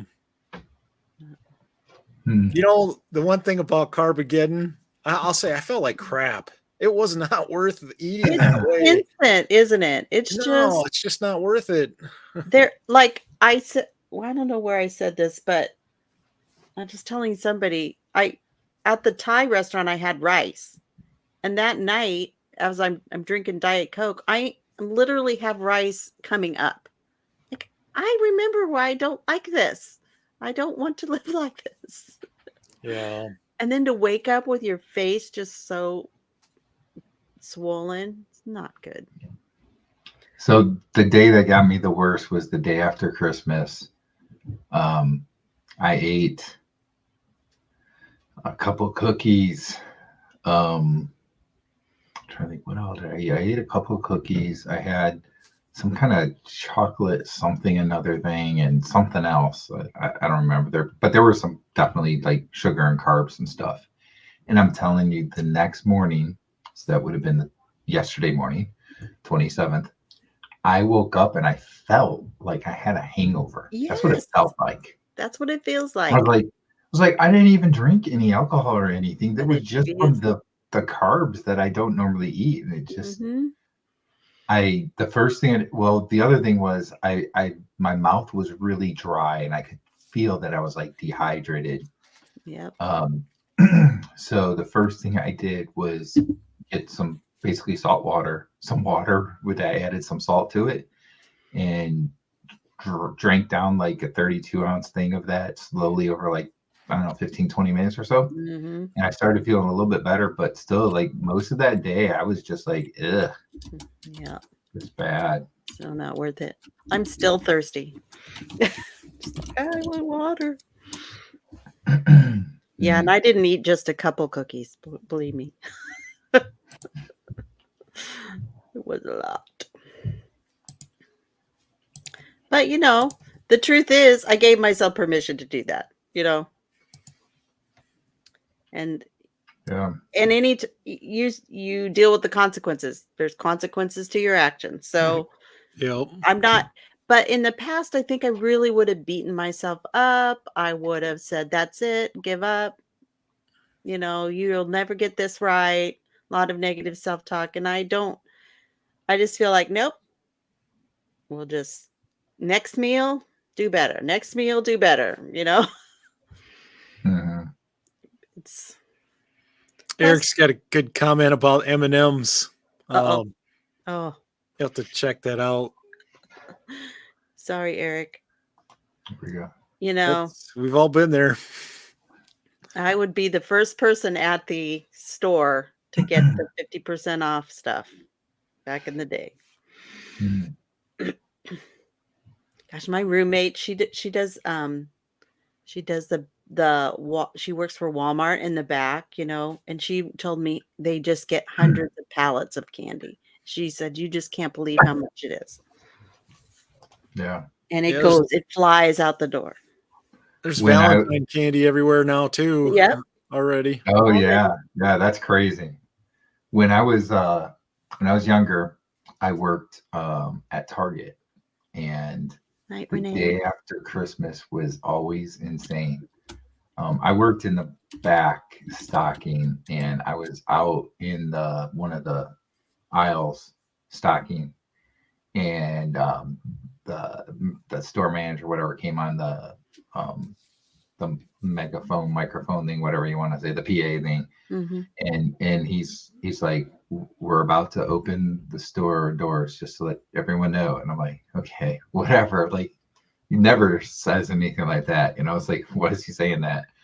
And so I'm continuing to do my stocking. I almost knocked my microphone off. That's the first time tonight. That was the first time. So I'm continuing to do the stocking, and all of a sudden I hear this noise. Like, it just starts up, and then it starts getting louder, and it's just like a riot or something. The roar of the crowd. Right? Yeah. And I go to the end of the aisle and look out, and I just see about 50 people literally running, that just got in the store, and they're running. This one guy, I still, like, this was probably close to 30 years ago, and I still remember this one guy was in the lead, just running, this big old smile on his face. He's like, because he's in the lead, he's like, I'm gonna get to the stuff before anybody else does for the 50% off the next day, right? And I saw that, and they were just coming at me, and I said, oh no. I just dove back into the aisle, and then there they go, right up past. That was crazy. They wipe it out, don't they? Oh yeah, that's crazy stuff. I don't need anything that bad. I do, you know, my daughter got me a gift card to Fandango so I could go to movies, right? I got to use the senior discount, guys. Her gift card's going so much further than it used to. I normally wouldn't have even checked that, but I'm like, I wonder what age they list. And lo and behold, it was 60. So I got in on that. Christy's nice. Yeah. It's nice. You know, the funny thing is, AARP, like, everybody associates that with, like, when you get older, right? Yeah. And I remember not too long ago, I was like, yeah, pretty soon I'm probably start getting AARP stuff. I'm gonna have to become a member or something. And my daughter's boyfriend, he's like 20 or 21 years old, and he's like, I'm a member. I'm like, what? And he's like, yeah, anybody can technically be a member. And I like fought them over it because of the like in the fine print or something. He's like, so I forced them into making me a member, so I get all their discounts. I'm like, Hilarious. you got to be like the only young kid that would do something like that. There's a Myers-Briggs personality type that would do that. I'm not sure which one it is, but there is. That's funny. I refuse to join. I'm not retired, so plus they're pretty liberal, so no thanks. Hey, just to give you guys a game update, there's no scoring in the third quarter. There's 13:35 left in the fourth quarter. It's 34-17. So You and I are synced. We have the same time for once. yep. Wow. And I don't even have the game on, so I have no idea what's happening. So I just got to go with the updates that you give. I almost turned the game off earlier because everything was buffering and I'm streaming the game. So I'm like, well, maybe if I shut that off, but then I wouldn't be able to keep track of the score. So Aaron. Poor Aaron. So I'll tell you what, the Mike talks about the Black Friday fights. I remember hearing about stuff like that. Like, you know, you get there and they only have so many and people are fighting to try and get to whatever the product is that they want to get and stuff. That's crazy stuff. Oh, I feel bad for Susan. Susan, I know the night sweats issue. Yep. I woke up super, super hot a couple times. Mm. Feel so bad. Mm-hmm. And gas. Remember gas? Nobody wants that to come back. yeah. Mm. Yeah, that's the biggest thing I noticed too with eating carbs. You definitely get a little more gassy. Yep. For sure. Oh, Big yeah. difference. And uncomfortable. Just totally uncomfortable. Yep. I always know when I eat something that I shouldn't because then that happens and I'm like, great. Yep. Oh, well. I was So- the only thing I was wishing this morning was that my steak was bigger. I only had like a small, like 8-ounce one defrosted. Mm. I really wanted to eat more than that and didn't have anything. So mad. Yeah, I mean, I eat so much steak that I can't even imagine only eating 8 ounces anymore. That's funny because like before doing carnivore, I used to go out and it was like a 6 ounce or maybe a 12 ounce or something, right? And that was what you ate, but you had all the other sides and stuff. And then you usually probably felt like crap too because you build up on all the sides and your stomach was like, oh. And now it's like it's hard when you go out because I'm like, okay, it's not enough. I can get the 16 ounce, but I'm not sure if that's gonna fill me up all the way. So, you know. Because is it 16 ounce before they cook it or after they cook it? It's before. That's before. Yeah. Mm-hmm. Yeah. And you know you can eat more than that. Yeah, definitely. That's why I'm looking forward to New Year's Eve, my 32 ouncer. So, you know, you're going to videotape that, right? I don't know. I should have done like a 72 ouncer or something like that. Was it? So that movie, The Great Outdoors, with John Candy and Dan Aykroyd, it was on the other day, like a week or two ago, and I was watching it. I can't remember. I think it might have been a 96 ounce steak. I think that he did the steak challenge or whatever. And it was funny because you're watching it and he's over there eating it, right, and he actually is trimming all the fat off of it and he's just eating the steak. Aww. And he's basically got it done and Dan Aykroyd goes to like the chef or the owner guy or whatever. He's like, all right, he's done. He's like, and the owner guy's like, nope, he's got to eat the whole thing. So he made him eat the fat there. But the funny thing about it was they like made this big thing like after he was done and they got back home or whatever, he was like over there like, oh, I'm like, you know, like he's hurting so bad and all this stuff. And he's got to go to the bathroom and all this stuff. And I'm like, yeah, it's actually just the opposite. He's probably, yeah, he probably actually is fine and he doesn't have to go to the bathroom and any of that stuff. But that's how they made it out in the movie. So. Yeah. That's a lot of meat, though. Did you say 90? That's 96 ounces? I That's think it was a 6 pounds. 96 ouncer, if I remember. It was called the 96 ouncer or something like that. I think, or 92, something. I need to look it up now because I can't remember. I know there's a place in Texas that has a 72-ounce challenge. That's real. That's not just on the movie. But this thing, let me see if I can figure it out. I wonder if I could eat that much at once. I was telling my wife earlier today, I think we're gonna pull a Brian for New Year's Eve and cook some steaks at home. I think why not? And you make a better steak anyways. So Yeah, for sure. Yeah, it was a 96-ounce steak in the movie. Yeah. Interesting. It was called the Old 96er. That's hilarious. I can't imagine eating that much, though. That sounds like a good t-shirt. Carnivore t-shirt. There you go. The Big Texan. That's the one that in Yep. Texas that has the 72-ounce steak challenge. Amarillo. Right? I'm pretty sure I could eat a 3-pound chuck roast pretty easily, cooked down, They're so good. So I had, for Father's Day, I had a tomahawk ribeye. And I think I had like 40 ounces. So that would have been 2.5 pounds. That might be around my limit. I don't know that I can eat much 2.5 more than that at pounds. one time. Yeah. Christy's challenging me. Only one way to find out, Becky.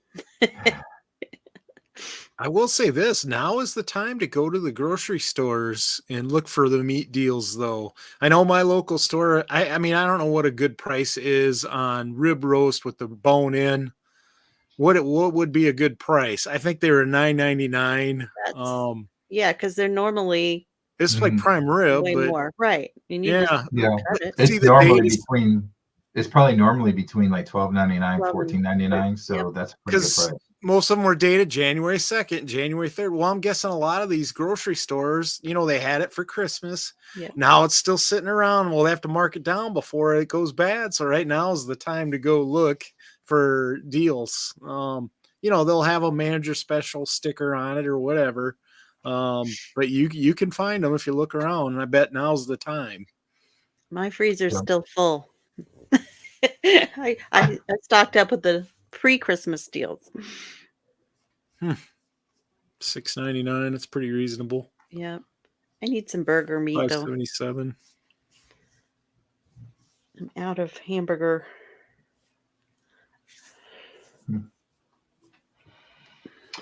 Yeah, so with being carnivore, I didn't bring this up yet, but Christmas presents, right? Like, what do you get for Christmas, right? So this year, my one daughter, she got me a couple other things, but she got me a porterhouse steak. She had it in the freezer for me, so that was cool. Aww. My other daughter's boyfriend got me a gift card to Omaha Steaks, so that was pretty cool.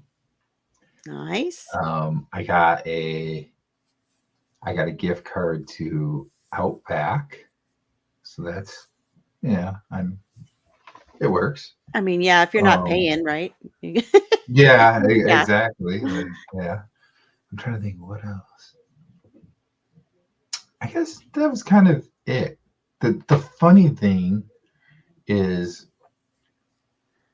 my mother-in-law started this tradition when I first got married to my wife of giving me a beef stick for Christmas every year. I don't know why there's this tradition that always happened. And the funny thing is she didn't give me the beef stick this year. What? And I was like, this is kind of ironic. I was just messing around, and I'm like, this kind of shows me where I rate here, because like somebody got me a porterhouse steak. Somebody got me a gift card to Omaha. And then somebody that always gives me a beef stick didn't get me a beef stick. And she was like, I knew I should have gotten it, but I thought I was going to do something different this time. Aw. My kids were thrilled. You know, I did the ultimate carnivore gift for them. They got Fogo de Chao gift cards. Nice ones. And my son-in-law was so cute. He was more excited about it than any of the other kids. And he explained that when he was interning at the law firm he's at now, they took him to the Fogo de Chao. It was the most amazing experience he's ever had. Okay, I've never seen this kid hardly eat. But he's like, you just have to, they told me, just eat the meat. Don't look at the sides, just eat the meat. It's the best meat ever. So my kids are excited now. They get to go have a Brazilian steak experience. And I just saw this in the comments up here. Eric said that the 72-ounce steak is $72 if you don't finish it in an hour. That's not bad at all. No, I don't. For 72-ounce steak for $72. I mean, not that I would probably go buy it, but I think for the ounces you get for the price, that's not bad, because you see a lot of steaks that are 8 and 10 ounces for $30. So it's like, well, yeah. I wonder how tender it is. That could be tricky if it's not the most tender piece of meat to eat all that. Yeah, but Mike says you have to eat the baked potato and all the sides in the roll too. Yeah. See, I would just eat the steak then and pay the $72. I mean, if you live in California, you're paying more than $72 for like a 12-ounce steak. So right?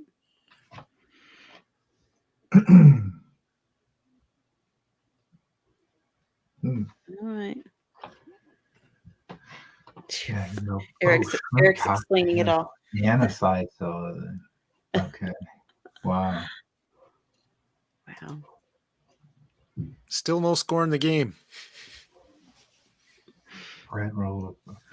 So I'm wondering if Eric has done the challenge, since he knows a lot about it. Yeah, Eric, have you completed it?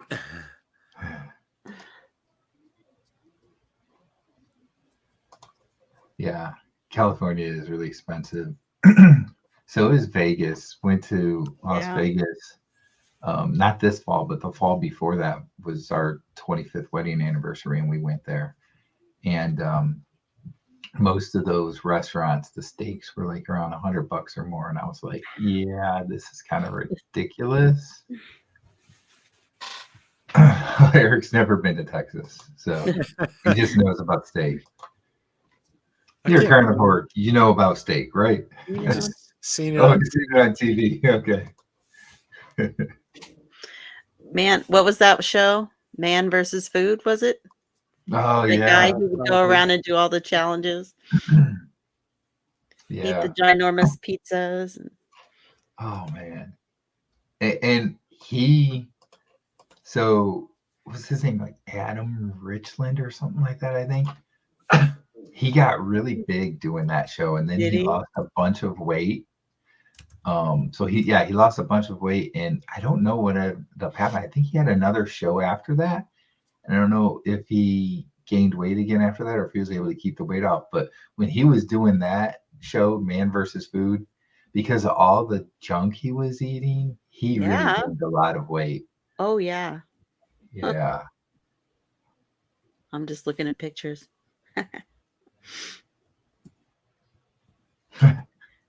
Mike saying the hat. How can you never be in Texas with that hat, right?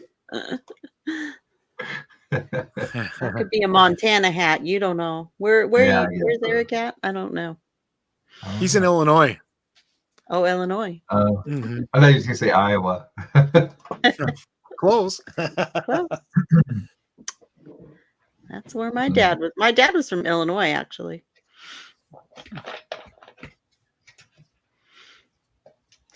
He went to a one-room schoolhouse. I think my dad did too back in the day. Yeah. There you go. It's a Texas-made hat, but he's never been in Texas. Well, you're fooling us. You got us all Yeah. confused. I liked Todd's hat the other night during his live when they did that giveaway with the reindeer. How did that turn out, anyways? Deer antlers. The giveaway or the Yeah, hat? I had Christmas that day, so I wasn't able to tune in, but just It was wondering. great. They gave away a lot of stuff. Not to me though. I was hoping for one of those Redmond's gift cards. I want some smoke salt. Can you guys hear me? Yeah. Yeah, we can hear you. Your video kind of got a You're little slow. weird there for a second. Yeah. Okay. Jets are kicking a field goal, maybe. They're still losing bad though, right? Yeah. Yep. 20-34. Yep. 34-20. Can you guys hear me? Yes. Yep. Oh, Gail won. Mike won too, didn't you? Yes. Gail won the month to Steak and Butter Gang, which is really neat. I was a paid member to Steak and Butter Gang. You can join the community and not go to the monthly meetings or the weekly ones, but it's nice because she gets all the doctors, all the good ones. You can ask them all the questions. That's cool. Yeah.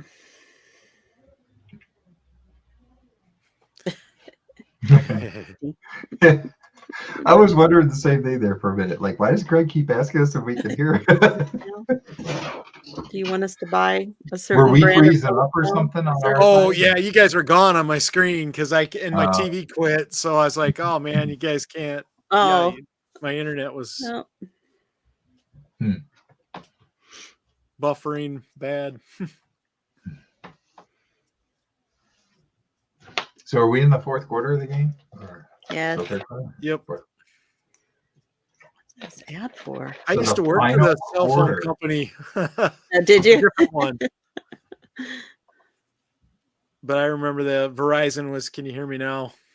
The guy'd walk all over the place. Yeah. So we're in the final quarter of the season. Final of Low Carb Football Party. Low Carb Football. Are we glad I gonna got to maybe we be should do here. should we do a playoff special or like a pick 'em one? It might be kind of fun, but Yeah, I don't know. be shorter version though. Probably not, but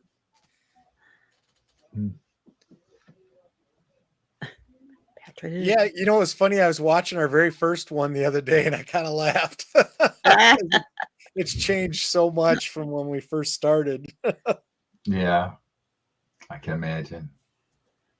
Yep, Mike, you're right. That guy did do commercials for T-Mobile. I saw that Yeah, too. he changed later, didn't he? Yep.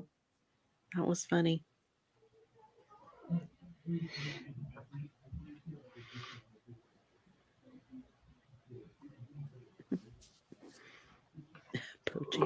Poaching them, just paying them more.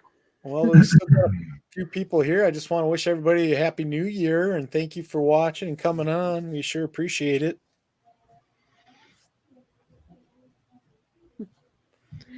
All our usuals here.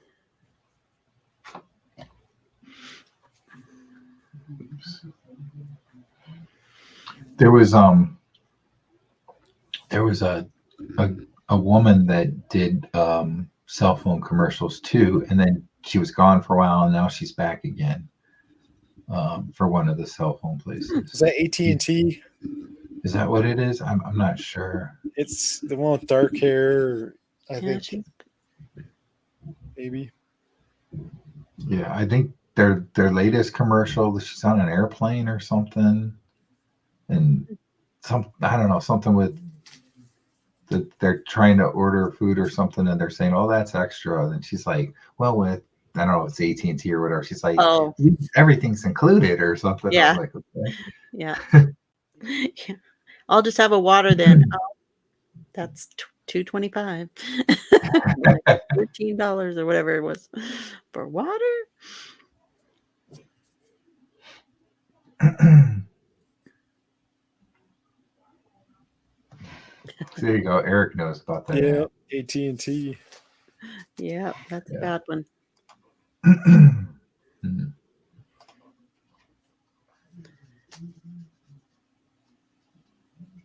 Oh, Pixel's got the zoomies. What'd you just feed Pixel? Did Pixel get some She's probably eating her tuna sweater. crack?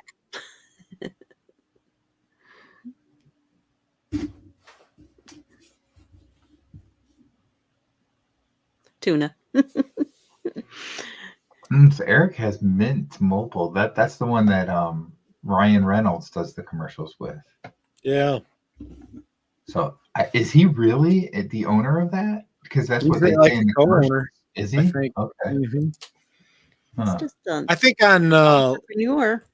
LinkedIn, I see he's always popping up to follow him or whatever, and he says business owner, entrepreneur, investor. He has other things.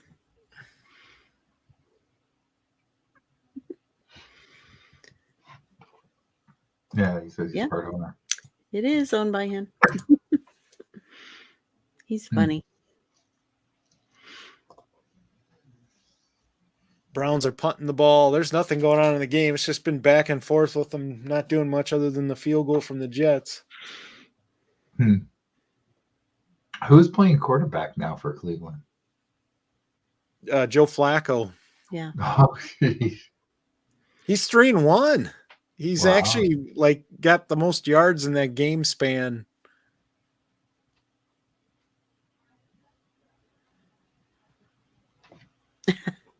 What's this? I was wondering if you guys could see commercials on I can see them coming on my phone because I turned on the one thing, and I know I've seen several commercials pop up during this broadcast on my phone.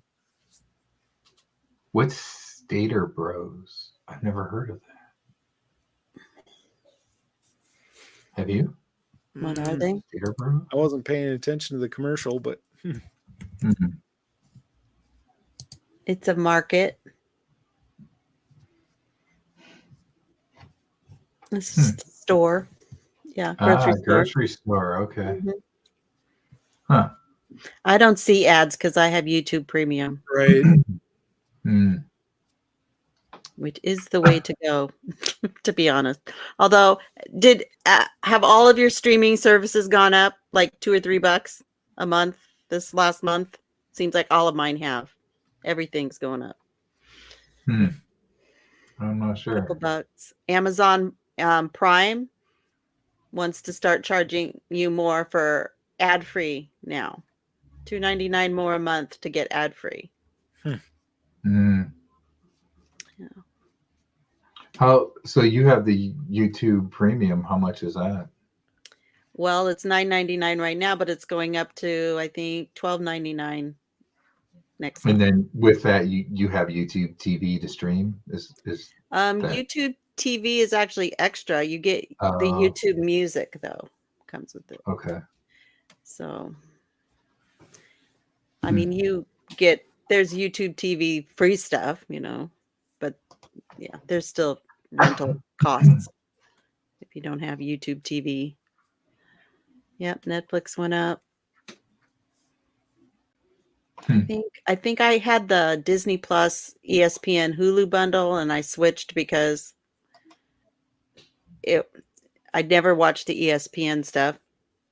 So the Hulu is now embedded in Disney Plus as a link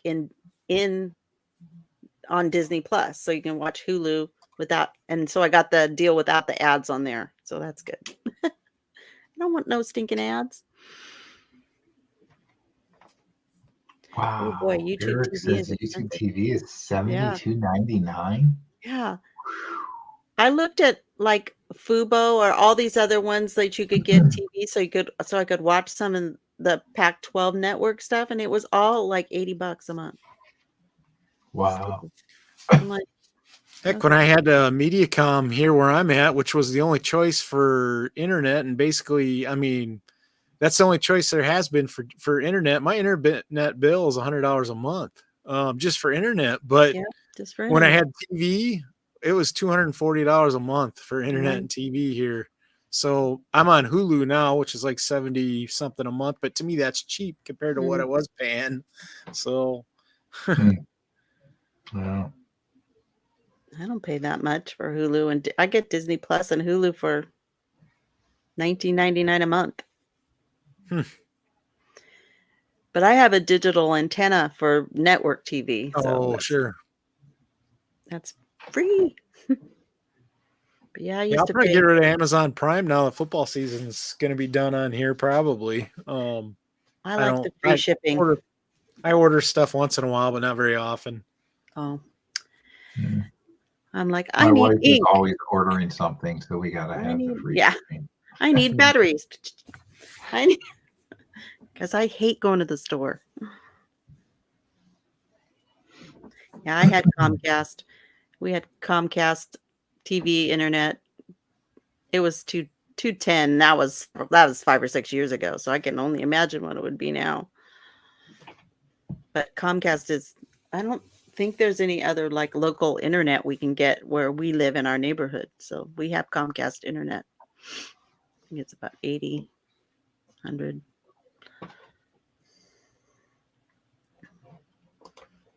That's a good price. Verizon 5G.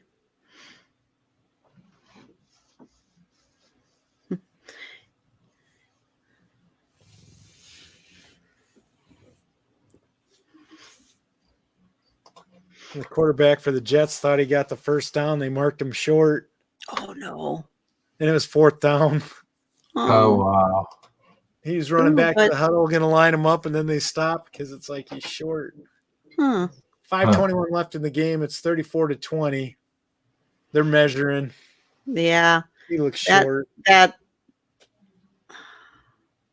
thought it was a good spot, but he was only like 2 chain lengths short. I don't know about that.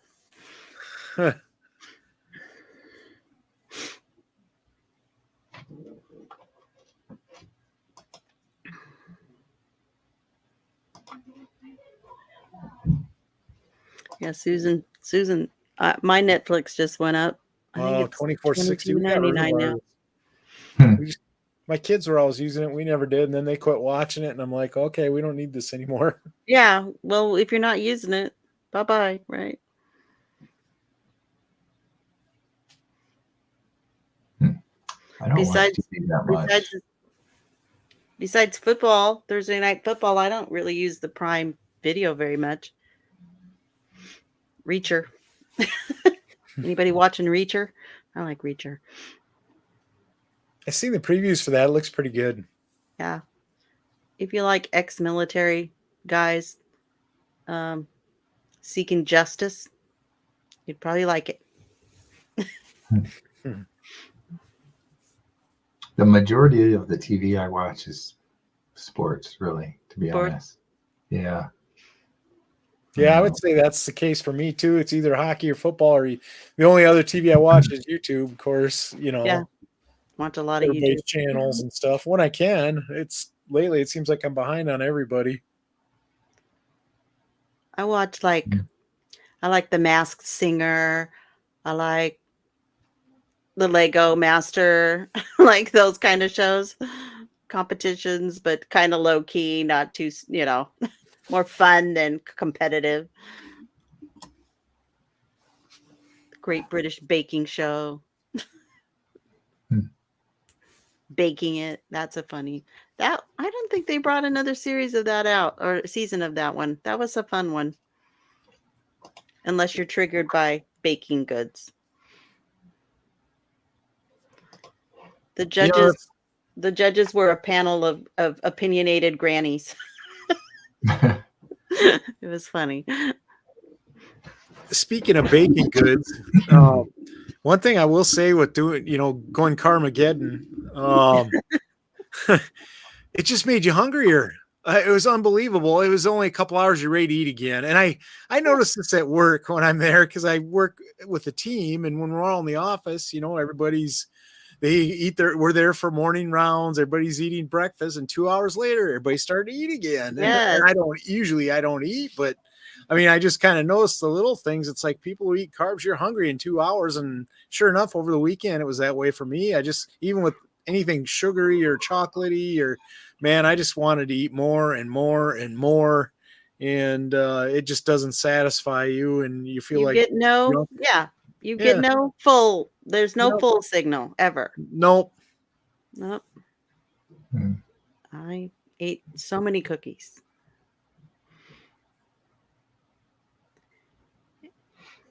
Just people kept giving me stuff. Gosh, Baking people goods. like to give the Lindor truffle ball things, those were. Stop giving me those.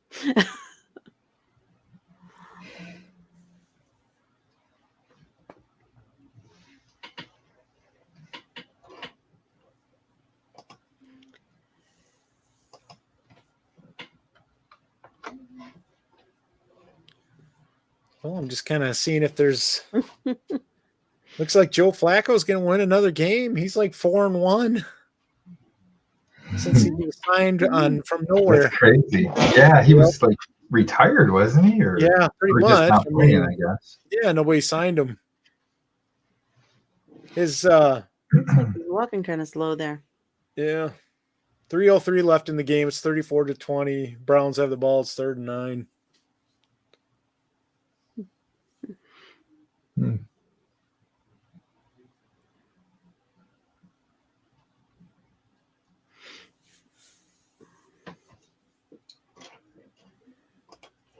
I'll tell you one thing is I am really getting tired. Oh, it is this time of the night. You guys you're up so late. I know for me it's Really after late. 11, so Yeah, I'm only a little after 10, so at least I don't have to work tomorrow though. Normally nice. I work on Oh, Fridays. that's I'm nice. not, so but I got up really early for work this morning, so it's been a long day. I get my first paycheck tomorrow. Ooh. In like a long time. Yeah. Like 15 months. Yeah, we're good on the time. Yeah. I still have other things I'm going to do after this. I'm trying to get my scrapbooking album done for this year because January 1st starts a challenge at a website I go to for scrapbooking for the whole month. So I have to clear my slate. The Cleveland Browns just kicked a field goal. Yeah, Mike, I hear Mike there. My boss said, "Oh, we can close the office last Friday." Well, that's fine, but I don't have any more vacation days left, so I didn't get paid for last Friday. I hate that. I liked having the day off, though, but still. At least I got paid for, Monday.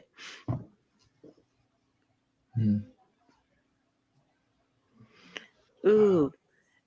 You don't get a paycheck at all, Christy? You get paid twice in January. Okay. Teachers.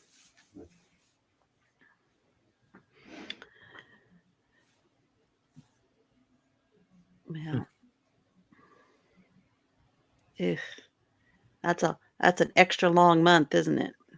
Yeah, it is. I like the every 2-week thing for sure. I remember when back in the day when everybody got paid every week, and then the excuse was, "Oh, payroll takes too long to process." Well, now it's just a matter of pushing a couple of buttons. Yeah, so everybody should be paid every week. You'd think it would be pretty easy, except that it costs to push those buttons, I think. They lose money. They don't get the interest money on the payroll money sitting there. Yeah. Well, a firm like mine has it invested somewhere, Yeah.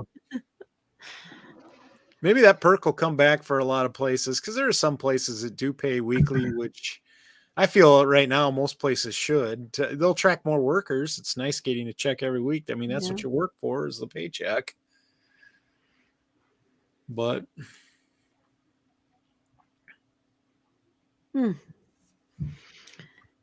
Wow, Chrissy, I didn't know that about your husband. That's a long time. Was that optional or enforced upon him? What does he do?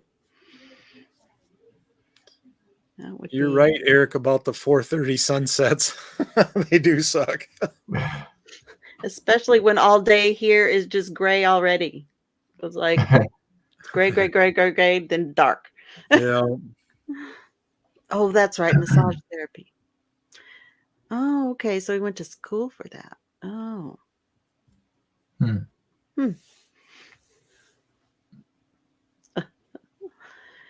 Yeah, that's like a double dip Yeah. when you're paying for school and don't have income. Hmm.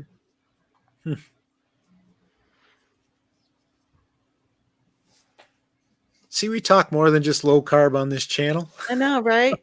Yeah, you never know what we're going to talk about. No, you don't. I want to be like some of our clients. I have to tell you, I wasn't in the financial industry before. I had no clue. There are people that have, lots and lots of money, and they have their in these money markets that pay them dividends every month that are almost as much as my paycheck. Yeah. Just passive income Yeah. coming in. You have to have a lot of money to do that, though, to get that Yeah. much. It's Oh, crazy. yeah.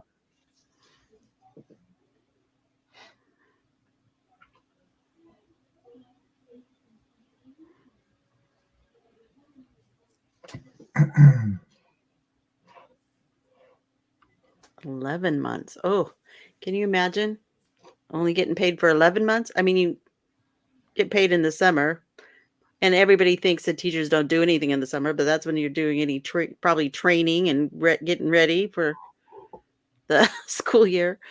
Ugh. Yeah, it is pretty sad. We didn't get any snow here. Haven't had any snow, and I don't think any's in the forecast. Mike would know if there's any in the forecast coming out, but here I think it's pretty cut and dried. We had a little bit. I think it was around Halloween, but I haven't had to shovel or anything yet this year, and usually that's not the case. So, Did Mike ever get any on Christmas? I know he was tracking that in Iowa. he might have. I know Nebraska got some. Nebraska did. No snow in the No forecast. snow. Yeah, the snow to forecast. Well, I'll It tell was you, in pretty warm here Virginia, today. it's been rain. Like every week, we've had a different coastal storm come up and get like 2 to 3 inches of rain. It's been crazy. Some flooding. Yeah.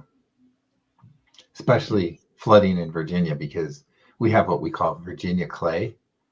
So it doesn't soak the water up. Doesn't absorb it. That well. Yeah. Yeah. So everything just kind of floods. Sits on top.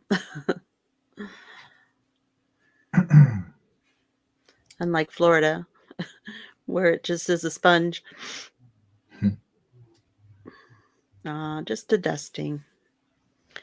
Mike Shaw TV, that reminds me of, I was watching it was a holiday themed The Office, all the Office television show pranks that were done around the holidays. And so Dwight says, that it's not snowing, it's just a dusting, but what's the guy, anyway, the lead character comes in with the snowball and just smashes him in the face with it. And he says, that's not a snowball, that was just a dusting. So I couldn't have hurt you with the snowball. Then they challenged each other to a snowball fight during the first real snow.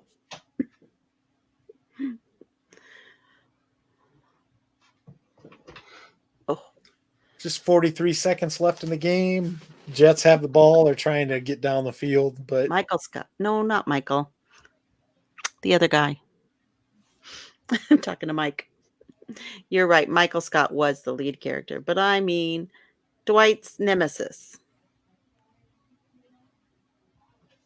Jim. Yes, Jim. Thank you.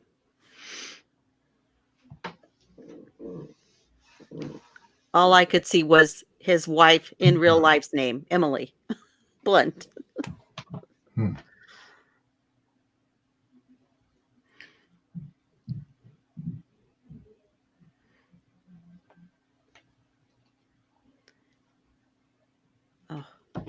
Player got injured with 9 seconds left. Who got injured? Player for the Cleveland Browns got injured. Defensive lineman. With 9 seconds. That's rough. 12, I guess. They put some time back on the They clock. put the time back.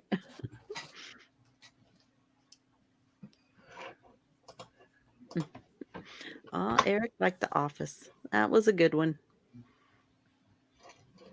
You know, I never could get into it. I watched a little of it, but I just never got into it. I don't know why. There's a few shows that are that way for me, but I don't watch that Me much too. TV. There's a few I never watched.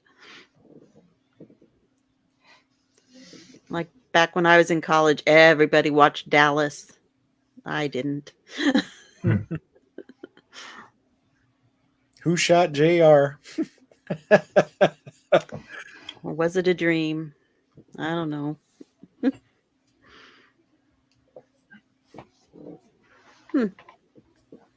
Parks and Rec. Nick Offerman.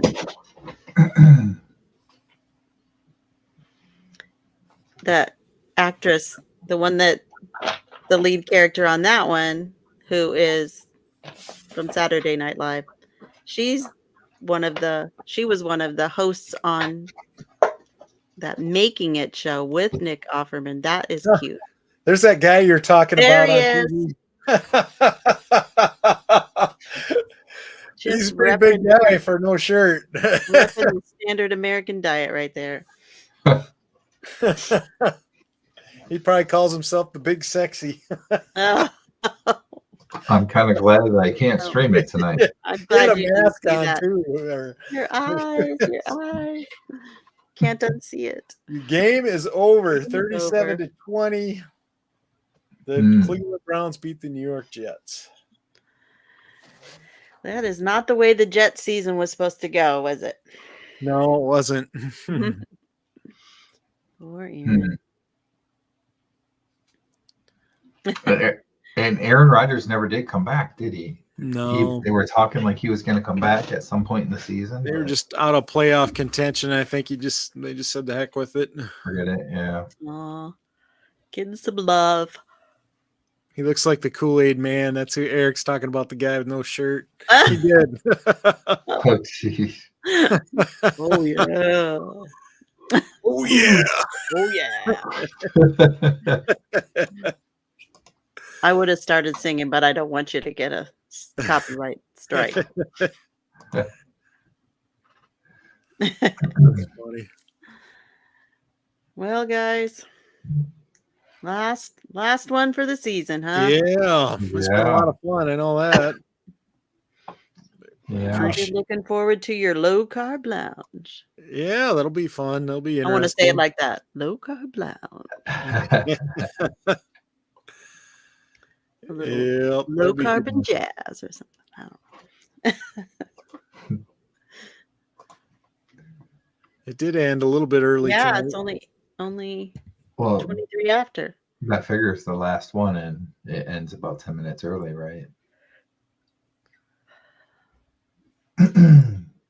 So yeah, this is the last one, and then next week we won't have anything, and then the week after will be the low carb lounge, 7 p.m. Eastern, 6 p.m. Central Time. So we're going a little earlier, but definitely make sure you tune into that. I will. Oh, Mike, I was thinking Bill Murray style for the low. Yes, that was always very funny. Bill Murray doing his low carb. I mean, his lounge act. Yeah, hilarious.